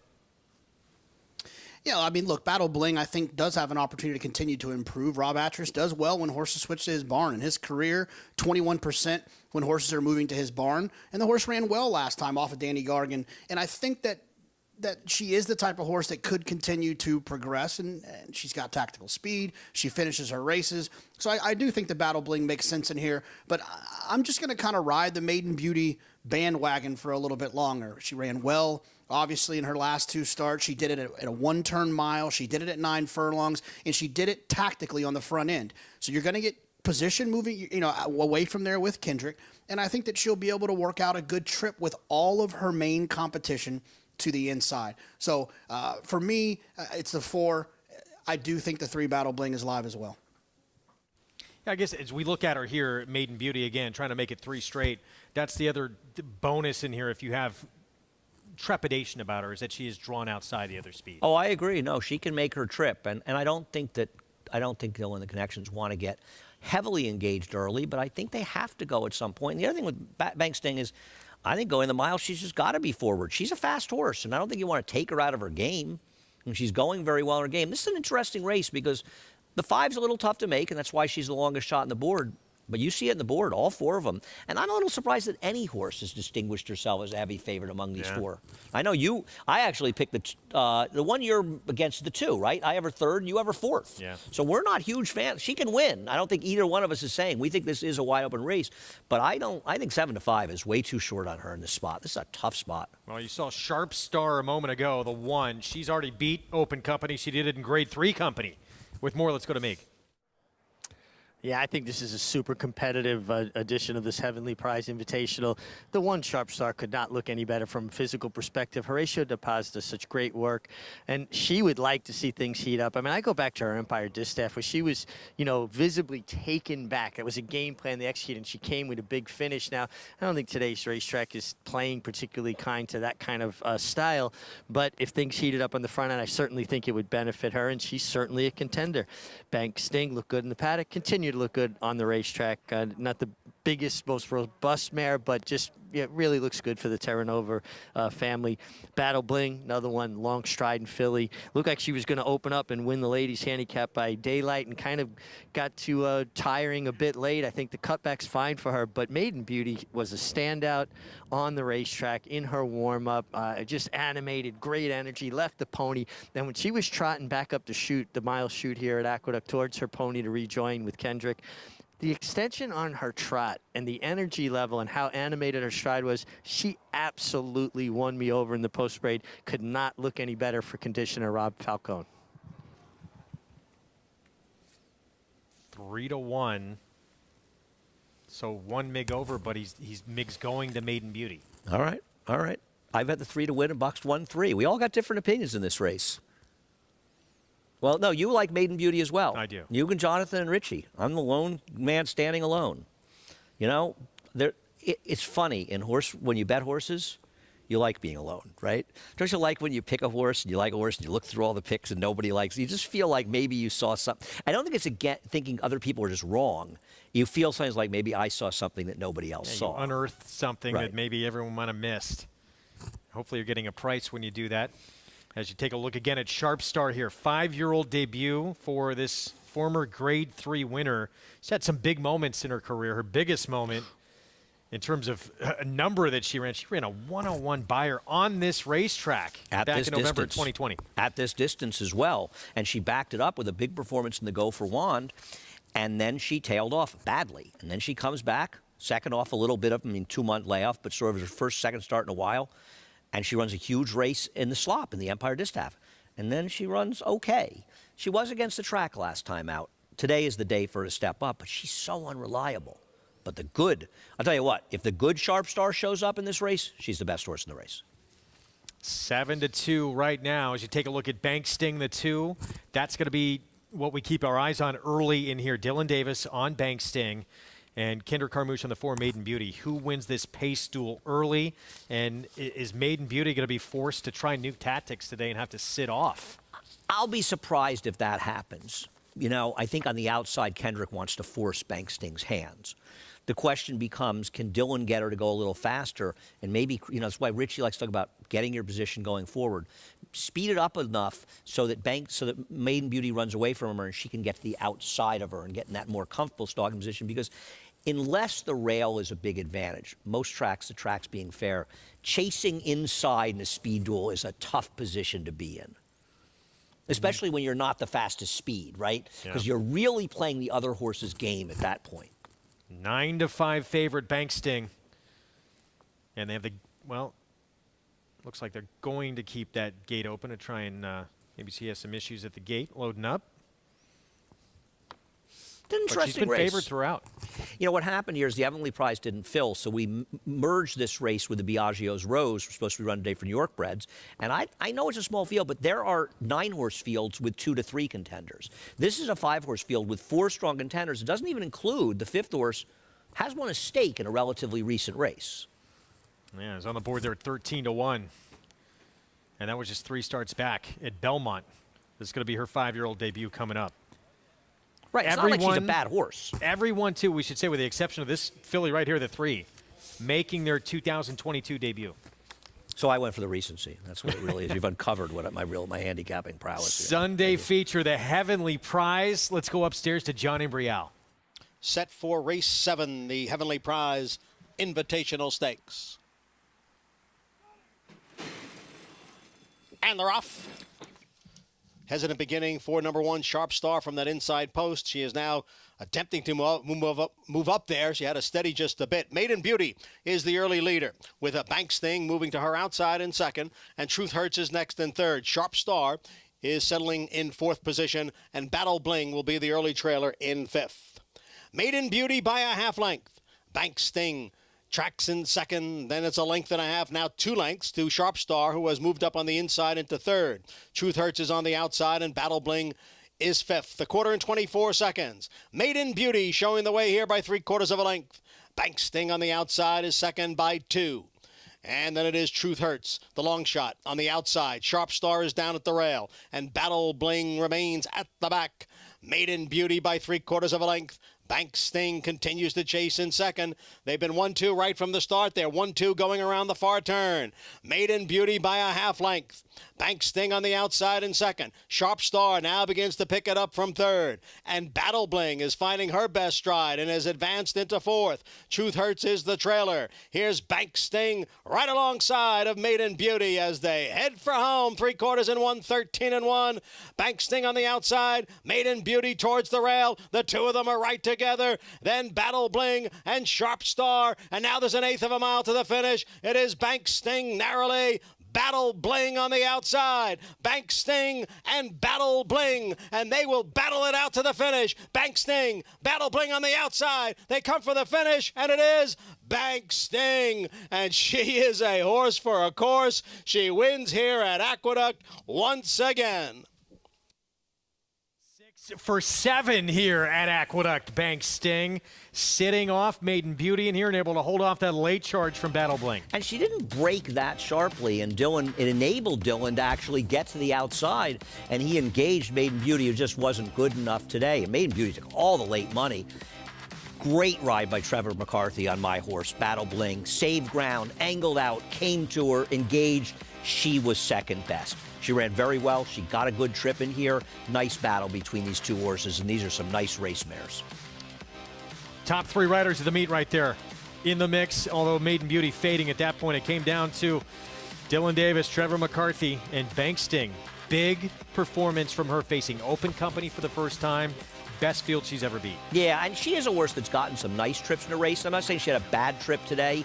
She's a very tractable horse in here. Didn't break that sharply, and just a nice job there. Congratulations to the Terranovas. And as Richie sort of alluded to, John Terranova and his wife, Tanya. It really is a family affair out there. And congratulations to them. Doing a great job with her for their connections. 3-win day Saturday for that young man.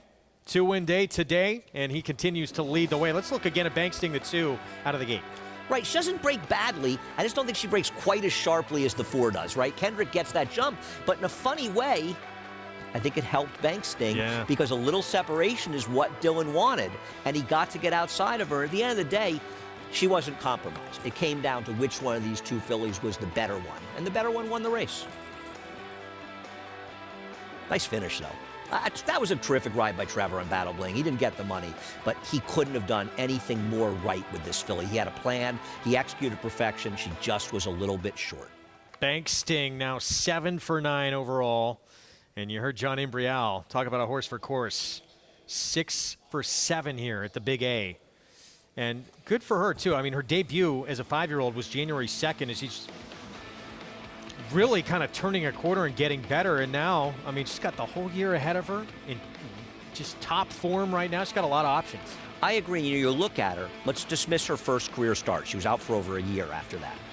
Other than that, she's now 7 for 8. And the one race she lost, she was attending a very quick pace, coming off a 5-month layoff in a race that basically collapsed. She didn't even run that badly, finishing 5th in there. So basically, when she's in races where she has a chance, she wins.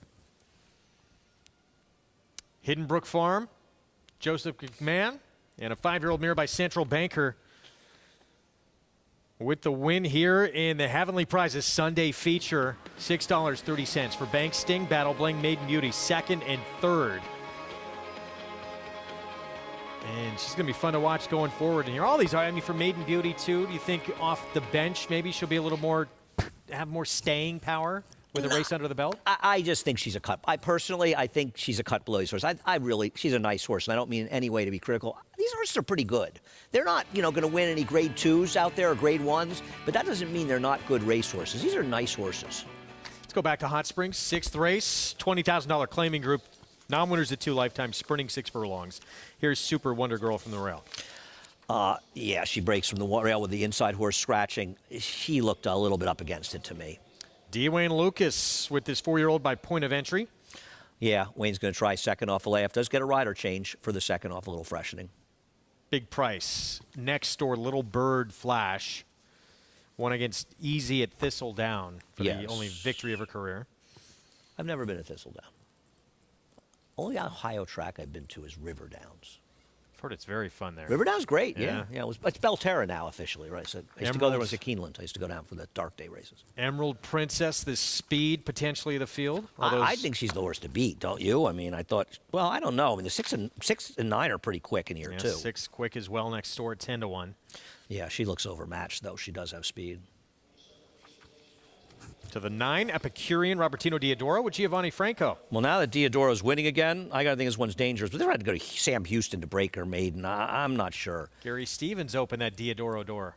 Yeah, he was right. He made the point yesterday, and dead right. Agent for Franco and Tiago Pereira. And here's the 10, Chasing Shadows. But Gary's getting in at the right time. He is indeed. Figured out he was going to start winning those races and got Giovanni in there. Okay, help me out. Why is this horse 2-1? Dropping down, I guess? That was the first start on dirt last time out. Didn't run bad, right? It was a 4-year-old debut. I don't know what the morning line was in this race. Maybe I can slight drop down as well. 9-2. Okay, I'm just. This horse seems to be making a lot of money. Maybe it's a good sign. I didn't like this horse, so I'm probably wrong. I think the 5 is the horse to beat off the last race. No superstar though. And maybe without the lead. Maybe the feeling is that there's some pace in here and the 10 can take advantage of it. Well, yeah, we talked about, I mean, I think we'll see. But the 5, the 6 both definitely want to go. Potentially the 9 as well. Yeah. Although was able to sit Epicurean the 9 a little bit early last start before eventually getting to the lead. He's not that good, the 9, though. But he did run a big figure last time, but at 3-5 and at Sam Houston going 5.5 furlongs. I'm not sure I want to buy him off of that form. Let's go back to Jonathan for more. Yeah, look, I played a double with pattern bet in the last race, and so, like Andy said, I'm going to start playing pattern bet second, and then betting a future on the horse that he's running against. I thought it was between the 5 and the 9 only, really, to be fair. Emerald Princess had a fast figure last time, should improve second off of a little bit of a break. Hadn't run since last August, so you like to think that a horse like that should be a little bit more fit second time around. And from a speed figure standpoint and a pace figure standpoint, Emerald Princess, should be forwardly placed. And then the other horse, the outside, the 9 Epicurean, I'm a little bit concerned because although Diodoro has sort of turned it around, is it long enough yet to really start still having to digest these shorter prices that you get when you're dealing with Diodoro at Oaklawn Park? I'm going to go with the 5, Emerald Princess, to take another step forward off of that nice comeback race. All right, 2-1. It's again, you got the horse right next door that is going to try and challenge this horse on the front end. The 6 Olivian in here, and look who's become the 9-5 favorite. Can we go back to Jonathan? And I want to know if Jonathan can figure out why the 10 is 9-5 in this race. I'm not saying the horse can't win. I don't like the horse. I'm just amazed at the money. You say first time dirt. Well, McKnight ships these horses from Woodbine down there. Is it the drop down that people love? What did this horse do? JK, you with us? Oh, yeah. I'm right here. I was just thinking. I don't know. I'm looking. Let's see the. Well, here's the thing. I will say this. He looks like he's the 3rd choice in the double wheel pace. So someone must have made a big win bet, and I would imagine that the price will kind of normalize and will end up going off as the 3rd choice because on paper I don't see anything. I agree, Jonathan. The only problem is the horse was 2-1 when we did the post parade, went up to 5-2, and I agree. Here comes the normalization, and now the horse dropped back down to 9-5. Now, there's probably going to be a late punch that will normalize things. I'm very curious. This horse, correct me if I'm wrong, there has to be some sort of tip or story on this horse. Working well? I don't know. The horse is the favorite in the pick 3 as well, so I believe the double's a little bit more reliable when you're trying to play that game. But the speed figure wasn't that fast last time. There wasn't a crazy trip last time. The horse didn't take a lot of money last time. Your guess is as good as mine. Right, so you feel basically the same way both Greg and I do. We can't quite figure out why exactly this horse is taking a lot of money. Well, I guess we'll find out in a few minutes. 3rd or 4th choice would have made sense. No, I'm not saying the horse is supposed to be 20-1, but I think the 9-2 morning line makes a lot more sense. This horse is not 9-2. This horse is not. And by the way, and I think Jonathan would agree, the horse is taking money in here. And the 7 is scratched, the 5, the 9. They're not exactly super reliable horses. So I can understand why some other horses. I'm just surprised this horse is shorter priced than those 2 horses. Well, we'll see what happens here. If there is a story Right. I mean, the horse. Put Gary Stevens on it. See if he can find. Yeah. Well, that's some more investigative why journalism. Gary's not on in this race. He's pounding away at the windows. I think we figured out. We were wondering where he was. He couldn't find him. He's at the windows, sending it in. You know, maybe it's the 35 workout. The horse got a good workout report from somebody. I don't really know. But it does seem like this horse is taking more money than you would have expected. But money's usually pretty clever, especially I find when money significantly disagrees in these situations. It's usually smarter than I am. Not that hard. 3 of them on the board at 2-1 in here. The 5, the 9, the 10. We expect to see the 5, certainly at least the 5 and the 6, pressuring up front. Probably the 9 there as well. And is the 10 of the contenders the one who could take advantage of a hot pace up front? Well, yeah, if the pace heats up, then this horse could take advantage of it. But that horse has no speed. I mean, looking at the pace projector, the Timeform US pace projector, which does pretty well at Oaklawn, has this horse last early. We'll see if that changes. Just leaving your screen there in the background, those red and white silks, Chasing Shadows, the 10, Ramon Vasquez for Norm McKnight. Yeah, that surprising favorite here in the race to kick off this late pick 4. Let's go to Vic Stauffer for the call. The last horse to load is Chasing Shadows.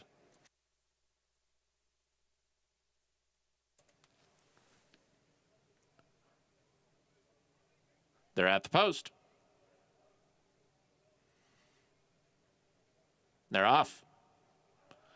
Olivian wins the break from Emerald Princess in a second. Epicurean away third. These 3 are quickest. Chasing Shadows comes away in 4th. Then Super Wonder Girl and Fortuna Aduvat, and the trailer is Little Bird Flash.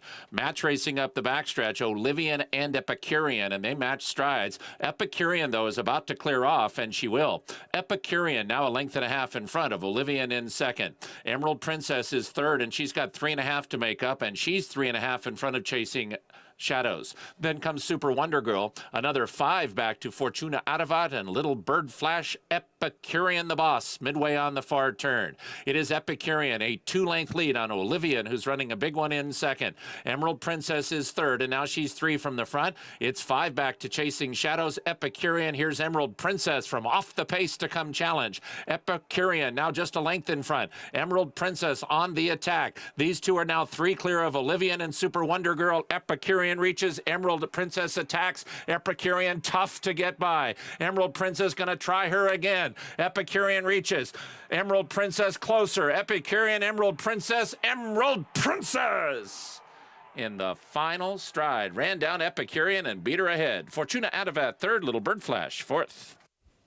No quit in this Daughter of Super Saver. Emerald Princess taking multiple runs here at the 9 and finally gets by at the wire. Is it me, or do there seem to see a lot of races at Oaklawn where it feels like the leader is holding the second horse safe, only to fall victim in the last 50 yards? Because the 9 really looked to have the 5. The eventual winner in this race, Emerald Princess, beaten, but Gonzalez was not to be denied, got the victory, and it's been a tough meet so far for him. Giovanni Franco did everything right with Epicurean, and the mystery will persist. While she went off to the 3rd choice, she was 2-1 like the 5 and 9, and the 10 may have beaten 1 horse. 5, 9, 3, 4, Well, 2. not. Oh, we cut it off. We're going to take a timeout when we She may have had a return. late surge. Chelsea Bailey. Yeah, she used to do work in the Octagon. Now she's making noise in the jockey colony in Hot Springs. We'll have her story when we come back here on America's Day at the Races.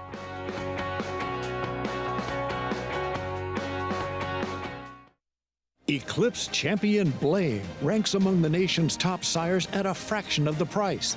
His recent top runners include Aga Khan stud Saidabad, a top performer overseas, stakes winners Mandate, Officiating, Love the Nest, Dancing Kiki, and Blame JD. With success on the track and success in the ring, this proven son of Arch is truly a gold value stallion. Blaine, standing at Claiborne Farm. Who you betting on? How about an app created specifically for horse racing? Naira Bets.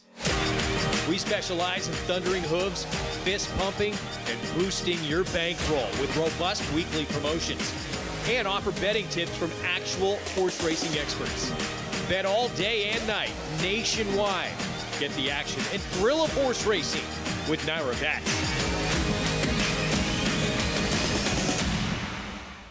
They say breed the best of the best and hope for the best. Macoma broke well on the outside. But you don't expect to get speed like this. It is Macoma, the one to catch. Macoma has a 5-length lead in this Grade 1 order.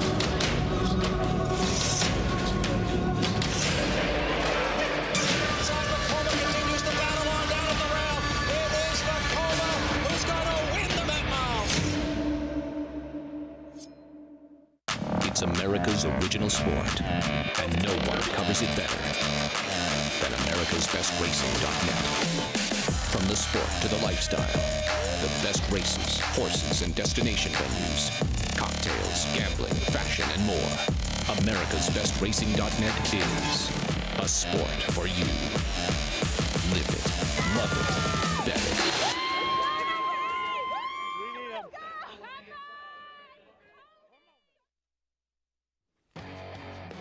Back on America's Day at the Races on FS2.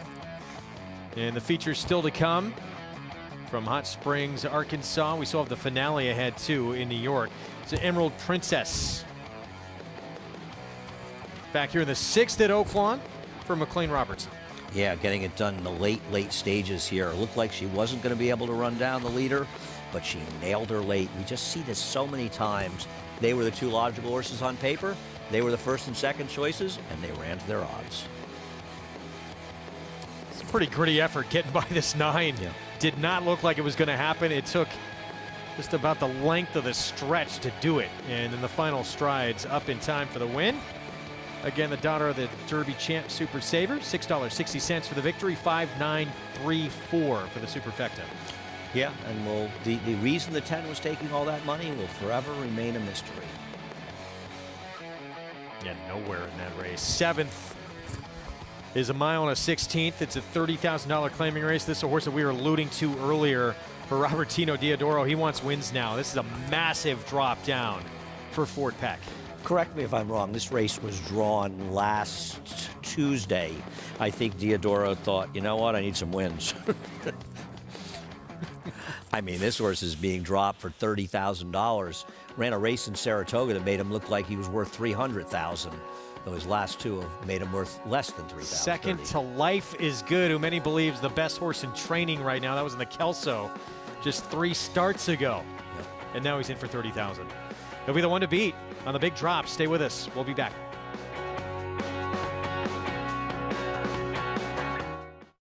The sun shines bright on Caraconte. His first crops of racing age are showing brilliance on the racetrack with a high percentage of stakes winners. His versatility is evidenced by winners on all surfaces across the globe.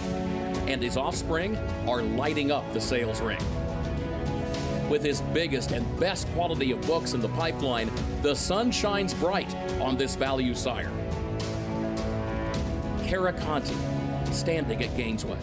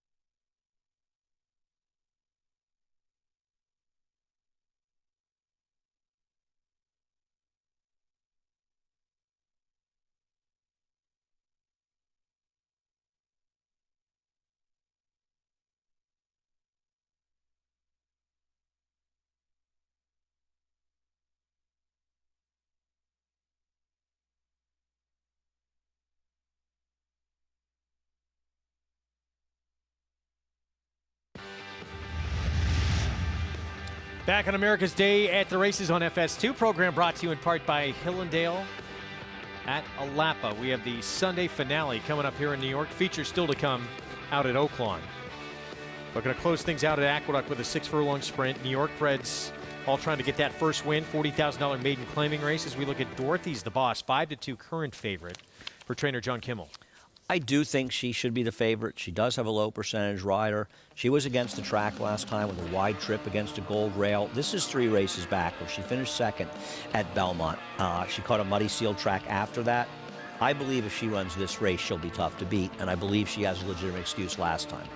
I didn't pick her on top because I figured she could be the favorite, and she has a low percentage rider, but I do think she's the worst to beat. First time she's going to drop in for a claiming tag in her career. That alone makes her very dangerous. Let's head downstairs to Mig. Yeah, I think a very interesting nightcap here. We got maiden New York bred fillies and mares going, 6 furlongs, claiming tag 40,000. Start with the first-time starter, Not Joking, daughter of Practical Joke. Tell you, she comes up from South Florida. She's been training at Palm Beach Downs and could not look any better, but she's got her Florida tan on, if you will. Horses coming out of the warmer climates, her coats always are a little bit slicker, a little bit shinier, and she really looks good. But she looks very fit for a first-time starter from George Weaver, shipping up. 6-horse Quiet Type, making her first start for Bruce Brown. Hasn't been seen since last May. I gotta tell you, she looks ultra fit, and Bruce Brown's horses tend to look really good. She's so well turned out. I actually asked Bruce Brown about her. He says she's been doing really, really well. And actually, you know, when you look at these races and doing your homework through pedigree, rode her grandmother, Manor Queen. I'm sure Andy remembers her a long time ago for Richie O'Connell. Real nice mare, very hard, consistent performer. And then the horse that was an absolute standout here in the paddock and looks ultra sharp is the 9, Easy Play. She was in front going 7 furlongs last time, first time dropping for a tag for Orlando Noda. Man, she has been walking around with her head bowed, energy level up, and she just looks ultra sharp here in the paddock. I'm going to keep an eye on the track, but the 9, Easy Play, could not look better here in the paddock. Ringing endorsement there from an appearance standpoint with Easy Play, who was the morning line favorite in this race. Yeah, you like her a lot more than I do. In my opinion, she found a hideous field last time out. She did go pretty quickly. I just thought this race, there were more interesting players than the race she was in last time, but she drew okay on the outside. I mean, you're right. It was a fact. I mean, that was a hideous field. I mean, the ones that ran behind her have done just about no running. You can play this race, all the action we bring you on the program, by getting signed up and started with Naira Bets. Promo code to use at sign up, bonus 200. And take advantage of that $200 deposit bonus offer. Go to NairaBets.com or download the app and bet any track, anywhere, anytime.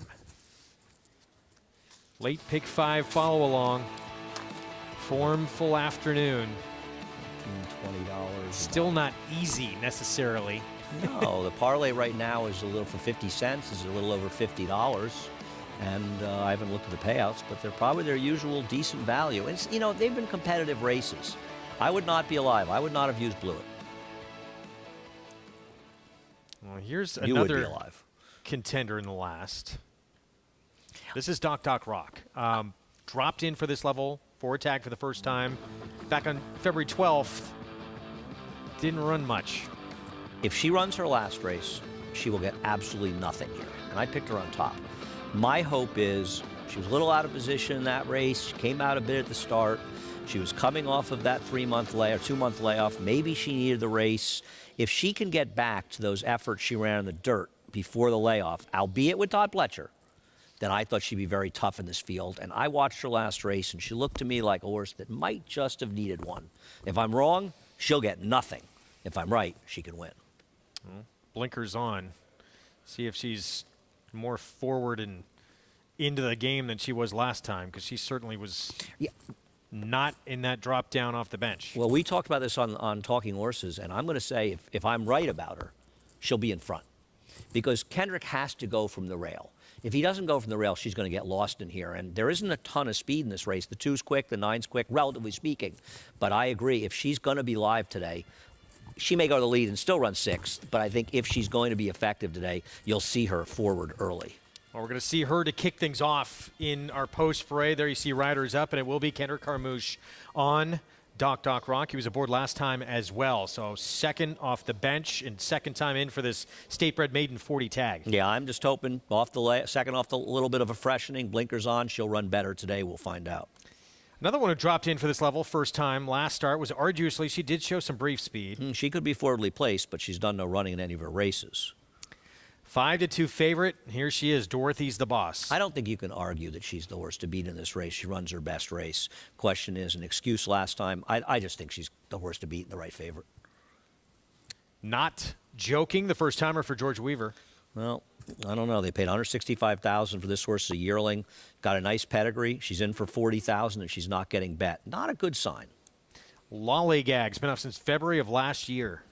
Yeah, she looks like she's better in the turf, and with that layoff, she's a little tough to take. First time in for a tag, though, 18-1. Quiet type, Bruce Brown, Eric Cancel. You know, Richie mentioned this horse. If you draw a line through the last 2 races on the turf, this horse's dirt races are okay. She's coming off a 9-month layoff, but it's also a big price. Colby Girl debut was at this level at 41-1. Yeah, she just did no running that day. I can't endorse her off her debut. You Should Be Dancing. This is start number 15 now. 7 times gotten a piece of things. Yeah, she's much better on the turf, and her dirt races are awful. I could never endorse her in here. And Dylan Davis, leading rider at the meet, looking for a 3-win day again after having one Saturday. You like this filly? I do not. This is our third. We're 1 for 1. So this one I'm gonna go against. This one you like. We'll see. She is favored, and Richie certainly liked her in the paddock. All right, Jonathan, easy play, 5-2. She's now become the favorite. Yeah, I like this horse a lot. Singled in my pick 6 for a couple of reasons. One, I know that Andy and I both look at Timeform US, and one of the things that Timeform US provides is they have these color-coded pace figures to kind of let you know if a race was fast or slow based on kind of the average number for the group and all of that situation. If you look at Easy Play's last race going 7 furlongs, the first 3 fractions were coded as red, and they were slowing down every time. So to me, it was a completely inefficiently run race. And now the cutback, I'm hoping, will allow Easy Play to be slightly more efficient and not have to go as far, drawn towards the outside, in the clear, with one of those tactical stalking trips. I think Easy Play, if Easy Play can break and get good position moving forward, I think that's going to be the winner. And again, you like the fact here, drawn outside, if there is more speed in here, which it looks like there may be with those 2 on the inside, the 1 and 2. Can't be much less speed than the race she was in last time. But I agree. It is good to draw on the outside. I just feel like this field offers many more interesting horses. But obviously she's far from impossible on her PPs. All the things Jonathan said are right about the paces. I'm just not sure she's that good. The public and you guys both all disagree with me. See how that works out shortly. It's the way you know, as we wind down at the meet, this is the way you close out a riding title. 6-pack on a weekend. Dylan with a chance to get that here with a 3-win Saturday, 2 today. Tell that to Kendrick Carmouche. Kendrick's going to look into do an Eric Cancel this year and catch these guys, but you're absolutely right. I mean, Dylan is starting to build a real cushion, and I think we have 13 more days of racing. I believe the meet goes through April 3rd. I'm not 100% sure, but I think it does. It's either 9 or 13. And, you know, you have an advantage of 6 or 8 wins. That's a lot. It doesn't sound like as much, but that means, you know, you've got to have a real cold streak, and they got to get hot at some point to catch it. It's not like Dylan hasn't been winning races consistently, and it's not like he's riding live horses. He is. Well, this new face is the interesting one that who knows what we'll get here. Not Joking. We talked about the pedigree. The dam did produce a minor stakes winner sprinting on the dirt. There's, I guess, a couple of works that you can say maybe he's at least shown a hint of ability. I'm going to say something. I have some inside information on this horse. Jonathan Kinchin has never not picked a George Weaver horse on this show. I didn't hear a word about Not Joking. I feel an undercurrent of, I don't want to bet this horse. What do you think? Jonathan, what do you have to say for yourself? George so Weaver's unfair. disappointed Jonathan's in the bathroom. I'm sorry, he can't come on right now. No, I look. I love the horse on the outside. He's stammering. So I didn't even text George to ask. How about Randy Hill? No, I didn't text Randy either. I'm extremely disappointed. And as a result of JK not backing this horse, 6-1. Yeah, there's something going on here. I don't know. I'm getting to the bottom of this. You know, maybe they're busy. He was really betting that 10 at Oaklawn last race. And falling out with them, maybe. Never. Easy play. 2-1. Not your favorite, though. Now it's the 3 again. Back to favoritism. Dorothy's the boss. Big drop. Well, yeah, I mean. First time in for a tag? Against the track less. I think that she's very logical. We'll see. I'd prefer to have Dylan. If you switch the riders, the 3 and 9, I would think the 3 couldn't lose here. See how it plays out here in this finale. 6 furlongs, New York bred, 40 maiden claiming race. And it's got back and forth, the 3 and the 9. There's the 3. There's the 9 now favored again with Dylan Davis. Can he make it back-to-back days with 3 win afternoons? Trying to seal his first ever riding title in his career. Let's go upstairs. John Imbrial with the call.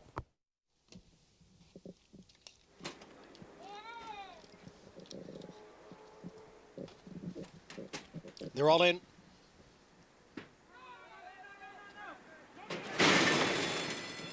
And they're off. Duck, rock from the rail. Arduously is right there, along with Not Joking.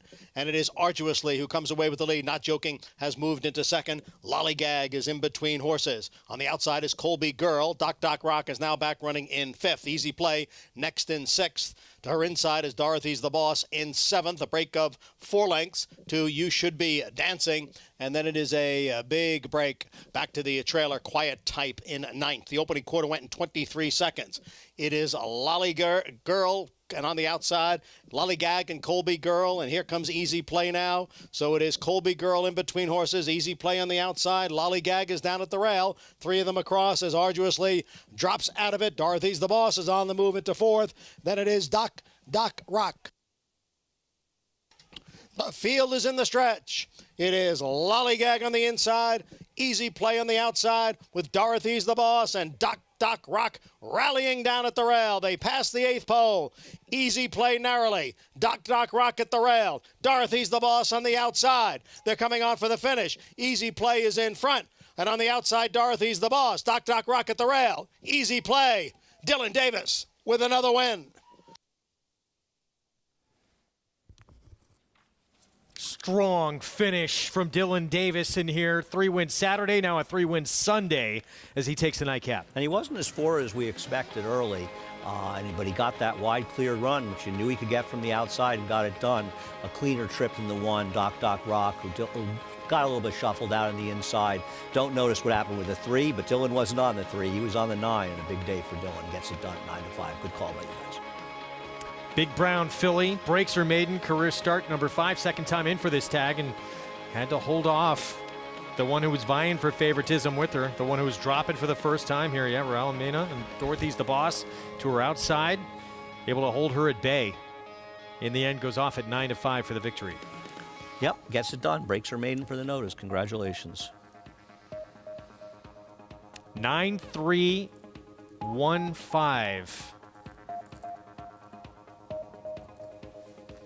And we'll have these prices for you when we come back. We're going to get back over to Oaklawn, where when we last went to break, we were talking Fort Peck. When we last saw him in New York, it was a runner-up to Life is Good, your eventual Breeders' Cup Dirt Mile winner, Pegasus World Cup Invitational winner. That was in the Grade 2 Kelso.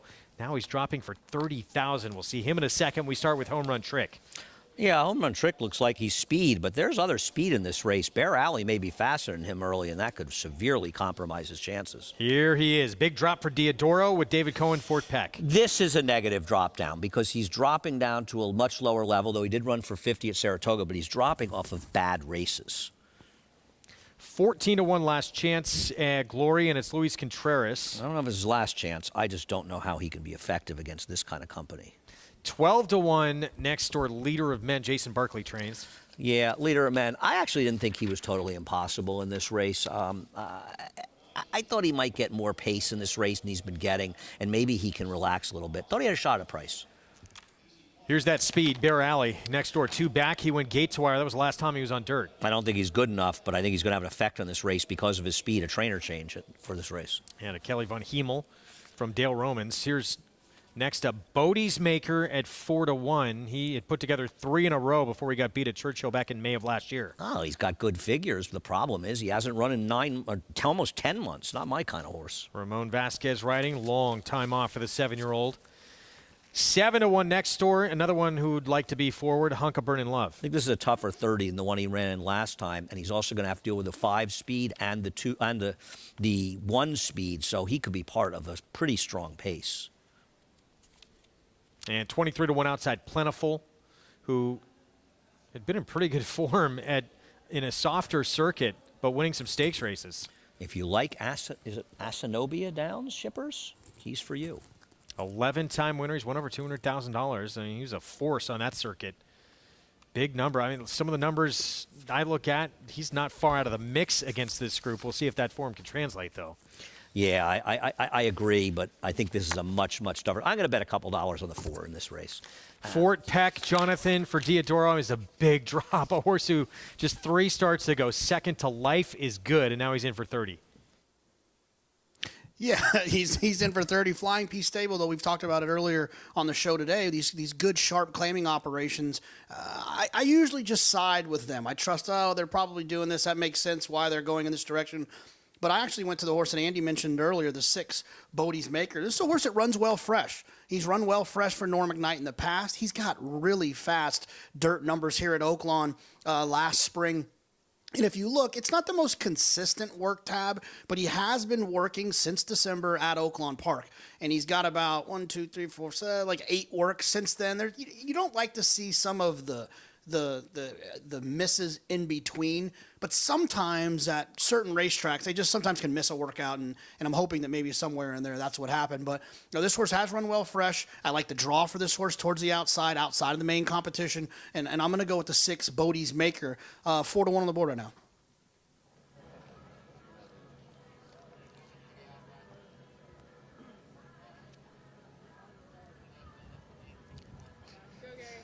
Sorry, guys, I didn't know that was thrown to me. My bad, JK. I'm not going to disagree with you at all there on that call, JK. I like the 2-horse, Fort Peck, for some of the reasons that Andy pointed out. You pointed out there's a ton of speed in here, and Diodoro's barn is heating up right now. I like the post position down inside. Being able to save ground, I see a heated battle up early on. He's going to be a little further back than Bodie's Maker, I think. But I'm going to leave the ground saving up to David Cohen. And that's who I'm going with in here, guys. So 2-1, Fort Peck. Gary, thanks. Talked about some claims earlier. If you had the opportunity, would you claim this horse for $30,000? No. I would never go near a horse like this. A 7-year-old gelding being dropped down by a trainer like Robertino Diodoro. I'd like to book a claim on this horse, even though I think he can win.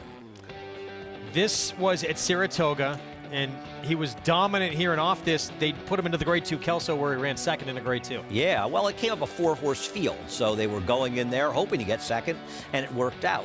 The problem is his form is just falling apart. You want to give him an excuse for running on the sloppy seal track in the Fayette, fine.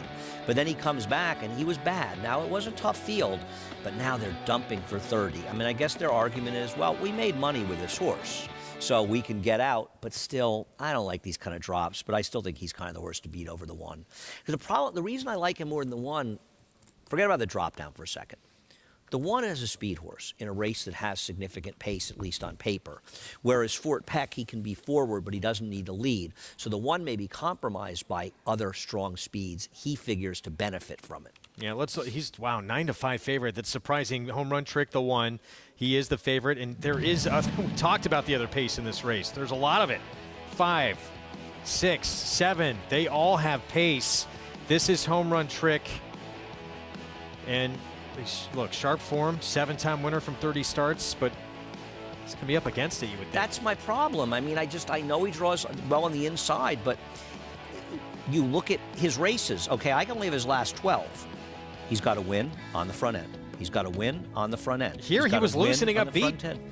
Right, so yeah, I mean, he lost. Exalting's an okay horse. I don't believe that he's going to be in front in here. I think the 5 is significantly faster than him, and I can't believe Gonzalez is not going to go, and even Hunk and Burning Love is fast. Now, maybe on the rail, he'll use it, and the other guys will get intimidated, but he is not supposed to be in front in this race. If he is, and they're not going super fast, he may win. But if he isn't, and they're going quick, I think he's compromised. That helps the 2. And why is my 4 so bad, Leader of Men? I don't know. I thought he seemed kind of reasonable. And in this situation, he doesn't have to be as close to the pace as he's been in some recent races. Maybe he can relax a little. The knock is he's ex-Diodoro, but he's held the Diodoro form for a while, and Diodoro only had him for 1 start. 11-1 on that horse. That's the 4. He's got Ricardo Santana Jr., Jason Barkley. It's actually the 3rd, no, make it 4th biggest price. It's also a big race. rider change to Ricardo Santana, isn't it? I mean, going from a rider, with all due respect, that won a race today, but he was 7 for 143 coming in the race, to a guy who's one of the best riders in the country. That matters to me. So 2-1, despite the fact Home Run Trick's going to have to deal, but you would think with a ton of other pace in here. Now Fort Peck's become the favorite, which even 2-1, I could have seen this horse going even shorter than this. Yeah, I guess people are worried about the It's a bit of a red flag drop. Yeah, I mean, you have to worry a little bit about it, don't you? See if they can notch another win. Connections have started to heat up. 7-year-old son of Fort Larned. He's won over $347,000 in his career. And now the big dive down in class. Let's go to Vic Stauffer.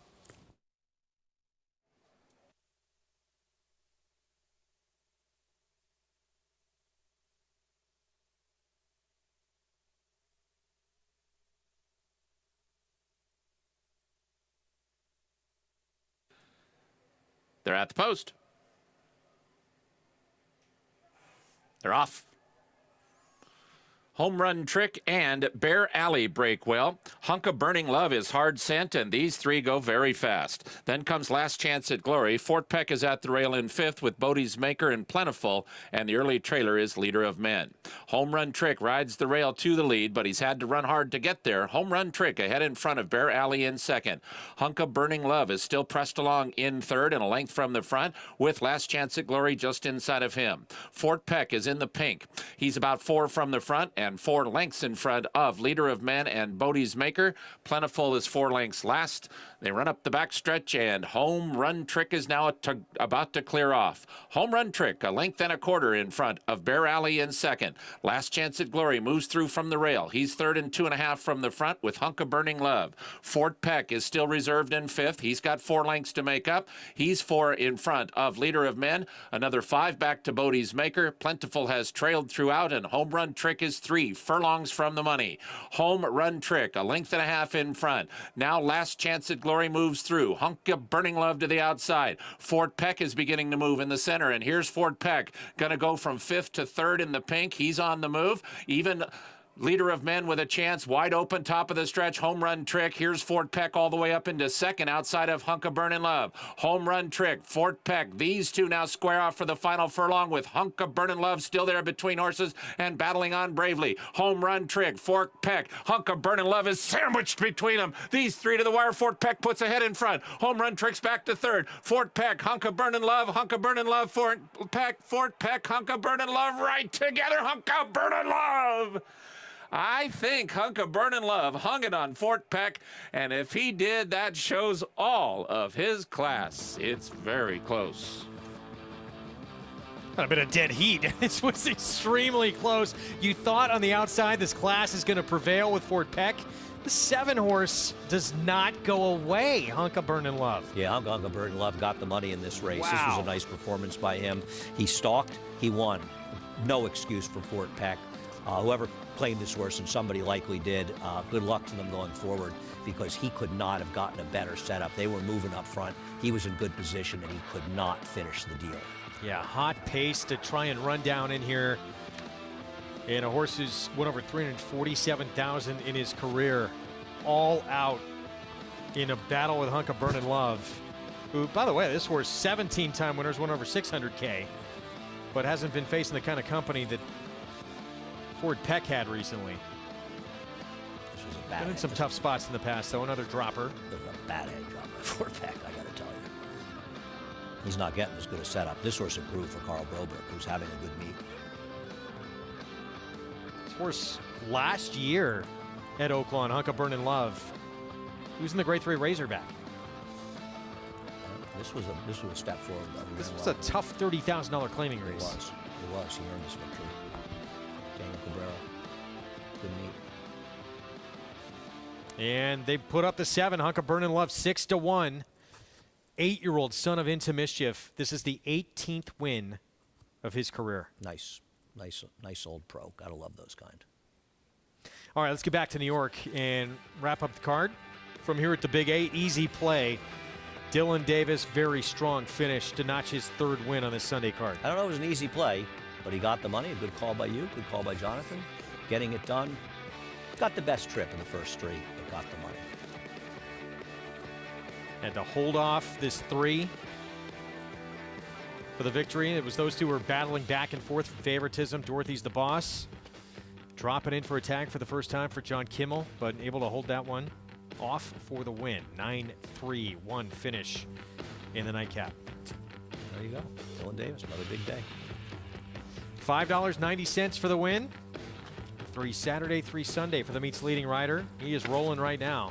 Pick 6, $862. The late pick 5 follow along. Biggest price was 3-1. It pays $573. Yeah, almost 4 times the parlay. Tremendous payout. Not bad at all. Saying so long. Have a good rest of your weekend, Andy Sterling. See you Friday.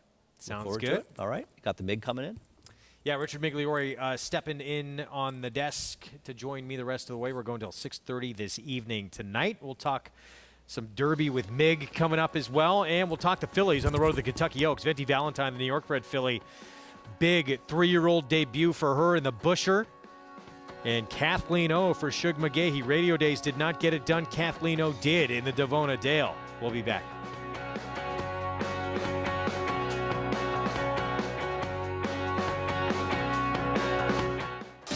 Run Happy, the #1 second crop sire by graded stakes winners and earnings. Run Happy is represented by Smile Happy, the Kentucky Derby individual future pool favorite. A leading dirt sire and now with an exciting Kentucky Derby hopeful. Call Bernie Sams now and book your mare to Eclipse Champion Run Happy right now. Run Happy standing in stall 1 at Claiborne Farm. This season at Oaklawn, we've got more of everything. More of the top thoroughbreds in the world. More days of live racing. And the largest purses in our history. All at a completely reimagined Oaklawn. Come be a part of this historic season at Arkansas's only casino resort. Charlatan is back, and he turns it on with 1/8 of a mile to go. Express Train moves into second. Nashville dropping out of it, and then Collusion Illusion. What a spectacular return for Charlatan, who will romp in the Run Happy Malibu Stakes by 4.5 emphatic lengths. Charlatan, ultra impressive. It's a new day for a new king. Racetrack Television Network brings you every race, from every track, on every screen, every day. With monthly packages starting as low as $5, RTN gives you great value and access to more live HD streaming and race replays than anyone. Visit RTN.tv today to sign up and watch on almost any device, including Roku and Amazon Fire. Use promo code TRYRTN for a 5-day free trial.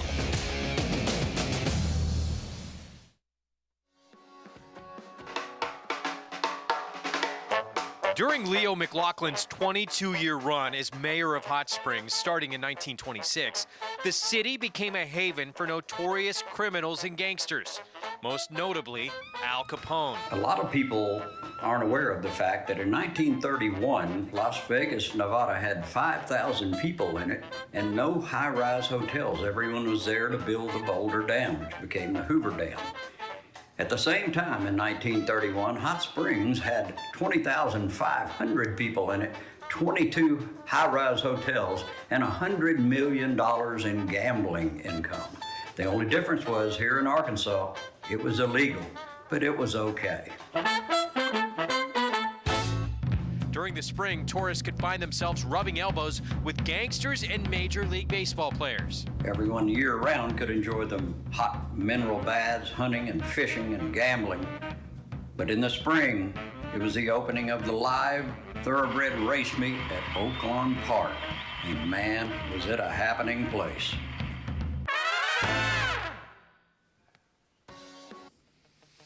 What a history Hot Springs has.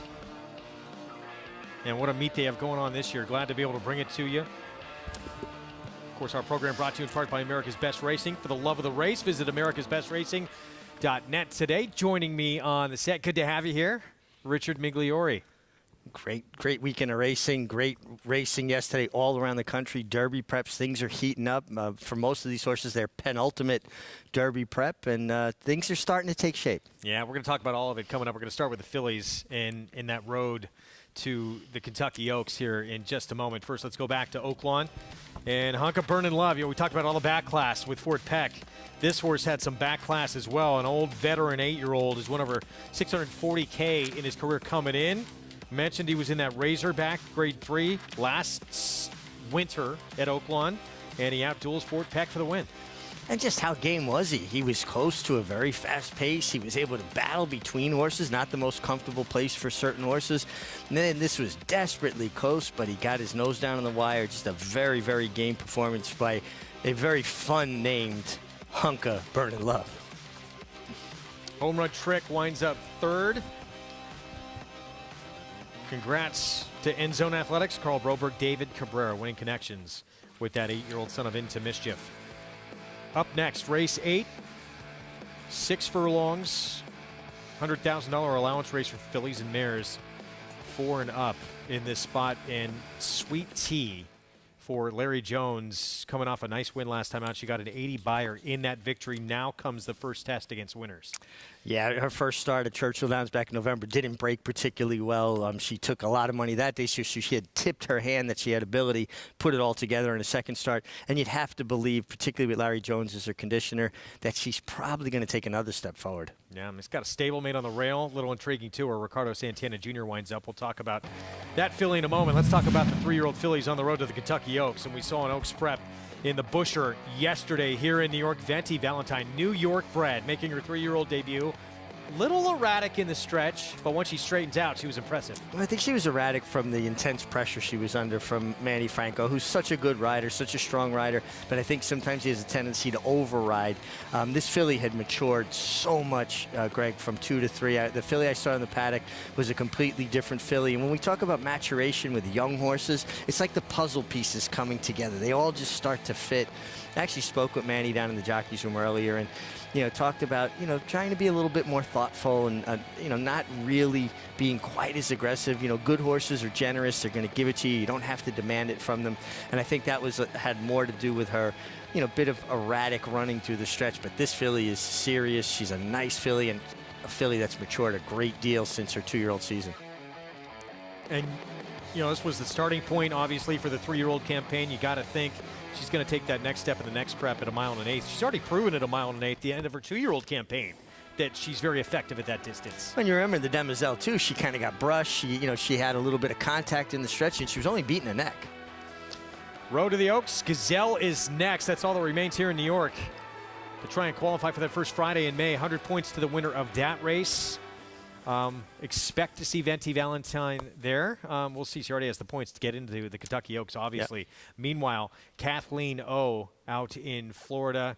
Good day, bad day for Shug McGahee. I obviously wanted more out of Radio Days in that Venti Valentine race. She disappointed. Kathleen O did not disappoint as the favorite. Not at all. I mean, she was impressive, too. And one thing we talk about Shug McGahee, one of the benchmarks of his training is his horses get better with racing with age. Now, Radio Days kind of looked at her yesterday here in New York. It's a filly that didn't grow a great deal from 2 to 3.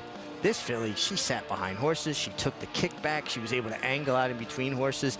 And she showed a turn of foot on the dirt that you don't expect to see. I thought this was a very impressive race for her, and another horse that I think has a lot more upward mobility still. Back-to-back stake wins. First graded stakes win. And she is undefeated. She's now reeled off 3 in a row. Daughter of Upstart out of a Blame mare for Wingate Stables and trained by the Hall of Famer Shug McGahee. we haven't seen Echo Zulu. It's hard to imagine at this point that she's going to make it to the Kentucky Oaks. But Secret Oats out there, who we'll hear from Gary Stevens. She appears to be one of, if not the leaders outside of Echo Zulu, but in terms of the Oaks, maybe the leader. What do you think of Kathleen O going forward? I think there's a lot of upside. I would say, we haven't seen Echo Zulu, so let's put her out of the equation. She was the champion 2-year-old filly. Secret Oath is the leader of this division. I think you got to make a strong case that this filly, Shugs, moved into second in the division until we see Echo Zulu. You know. And we're waiting to find out. Is she going to tackle the boys next? Is she going to stay within her own division? She's that good. At least Dwayne Lucas believes so. Gary, your thoughts on Secret Oath? Well, she's looked terrific coming out of her last race, and she is the leader of the division right now for the Oaks, for the Kentucky Oaks. And look, Wayne, he's played this game in this hand many a time with fillies versus Colts. Don't forget, he's got Ethereal Road, too, sitting in the barn. A future star maybe himself, running second in the in the Risen Star. Rebel, I get it right the third time. But he's got a lot of options to weigh here. The fillies look terrific since her race. She's still carrying good weight. She's got this way about her, and the confidence just keeps growing with this filly, and Wayne's confidence just keeps growing as well. I wanted to talk to Wayne this afternoon live and hear it from his mouth for you guys, but Wayne is not here at the races this afternoon, so I'm covering for him. But Wayne has a little more bounce to his step than what I've seen here in the last several months, and it's all because of these two 3-year-olds that he's got, the Colt and the filly. So looking forward to see the progress and what decisions he makes. He's liable to split these two up. I don't anticipate him running both horses in the Arkansas Derby. If he chooses the Arkansas Derby for the filly, I think he'll choose another route for Ethereal Road. He knows both horses like this track, and he's never been the conservative type, Wayne Lucas. Believe me, I know. If he's got any taste of the Kentucky Derby with this filly, that's the way he's going to go. He's going to try her against the boys. Will 50 points be enough to get her into the Kentucky Derby? It's going to be tough if he runs in the Arkansas Derby to find a place to get some more points for the Kentucky Oaks. So that's the options that he's got to weigh and the decisions that he's got to make. But he's good at it, and he's done it before, guys. Speaking from experience, of course, Gary Stevens winning a Kentucky Derby on a filly, winning colors for Dwayne Lucas back in 1988. Secret Oath, she has that kind of ability that you have decisions like this to make. Well, the thing about her is she's a long-striding filly. She's got a lot of size and scope to her, but she moves like a smaller horse. She's shifty. She's athletic. She can make multiple moves. Very reminiscent stride of her sire, Arrowgate, covering a lot of ground, really reaching for the ground. I think you look at it as positive and negatives. You stay with the fillies, particularly if Echo Zulu isn't going to make the Oaks, and right now it's starting to look like the clock's against her. But now you take on the boys, so that's tougher. But I also think 1.25 miles is well within her scope. I think she'd relish the 1.25 miles. See what happens. And even if she does wind up going the Oaks path, we see a lot of fillies show up in the Preakness, too. At some point. It's fun that he has to make these decisions. If she keeps performing like she has been, at some point, you think we're going to see her against the boys. We're going to take a timeout. We'll be back. Late double still to come from Hot Springs, including the feature when we return. Stay with us. You're watching America's Day at the Races on FS2.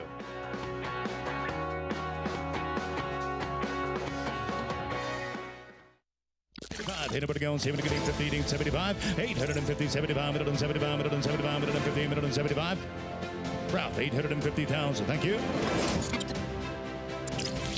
Volatile in front by 2. Whitmore is down at the rail. Forense Fire and Mind Control. It's Volatile in front as they pass the 16 pole. Volatile victorious in the Vanderbilt. 1 by 2 lengths. 850,000. Thank you.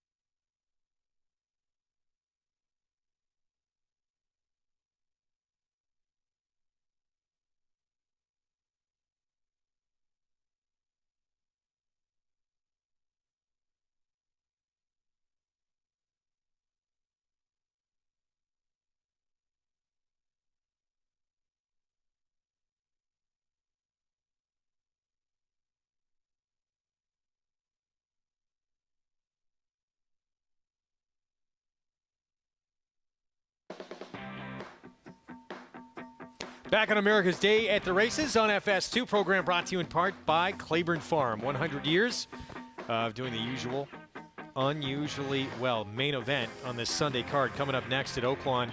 It is fillies and mares 4 and up, 6 furlong sprint. And Sweet Tea, start number 2, broke through and gate to wire for the win as the favorite. She is the one to beat on the board right now. 4-year-old filly by Into Mischief for Larry Jones, Fox Hill Farm. And we're going to show you that maiden win here in a moment. She was quick out of the gate, and when she got to the front, she never looked back. Yeah, and on debut, she broke a little slow and still flashed good speed. Took money that day, took money again in her second start, did things more professionally, broke cleaner, showed good speed, faced a challenge and kept finding. And Larry Jones is a trainer that horses tend to get better. He doesn't go all in, early with them, and he's had great success from Fox Hill with fillies. You look at her stablemate, I think she's quicker than her on the rail. She didn't break out of the gate in start number 2, but she had showed 21 and change speed in that maiden win. But Sweet Tea has the luxury of being outside and maybe could get more of a stalking kind of trip. See what happens here. The stablemate's going to go at each other inside and outside. Feature race coming up here in the 8th from Oaklawn. We'll be back right after this with more on America's Day at the Races.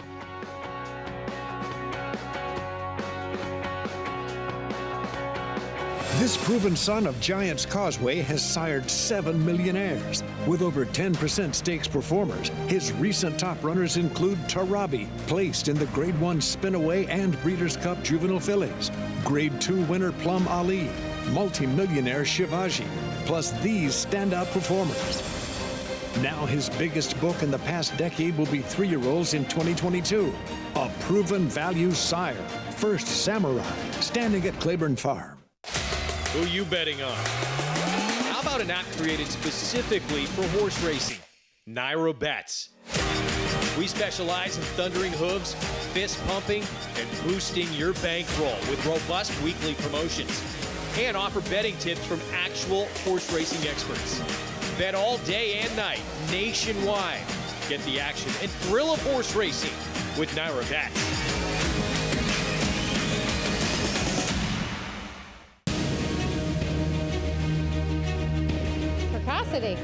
Strategic speed. Some speed at 2, but can carry it on through their later careers. Improbable, full of run. Improbable, now a Grade 1 winner. It is a complete runaway, an authoritative run. It's improbable to win the Whitney.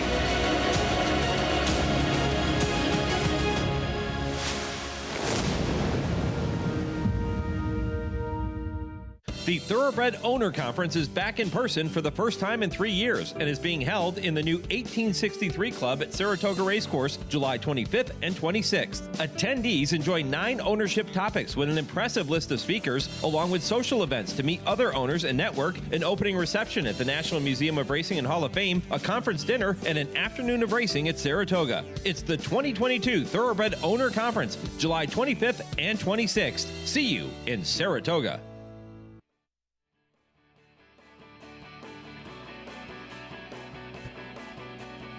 Back on America's Day at the Races, here's our post break, and here's that stablemate we were talking about, the one Wings of an Angel.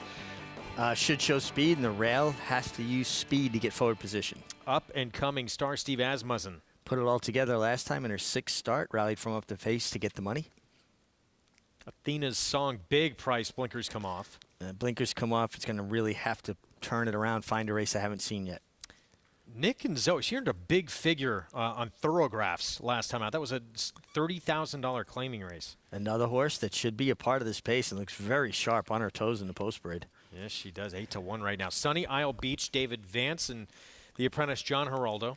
Horse that deep closer, particularly turning back in distance. Sayonara, Florent Giroux for Steve Asmussen. Picks up the mount from Joel Rosario off his mounts after that incident in the Fountain of Youth yesterday. She's also very quick.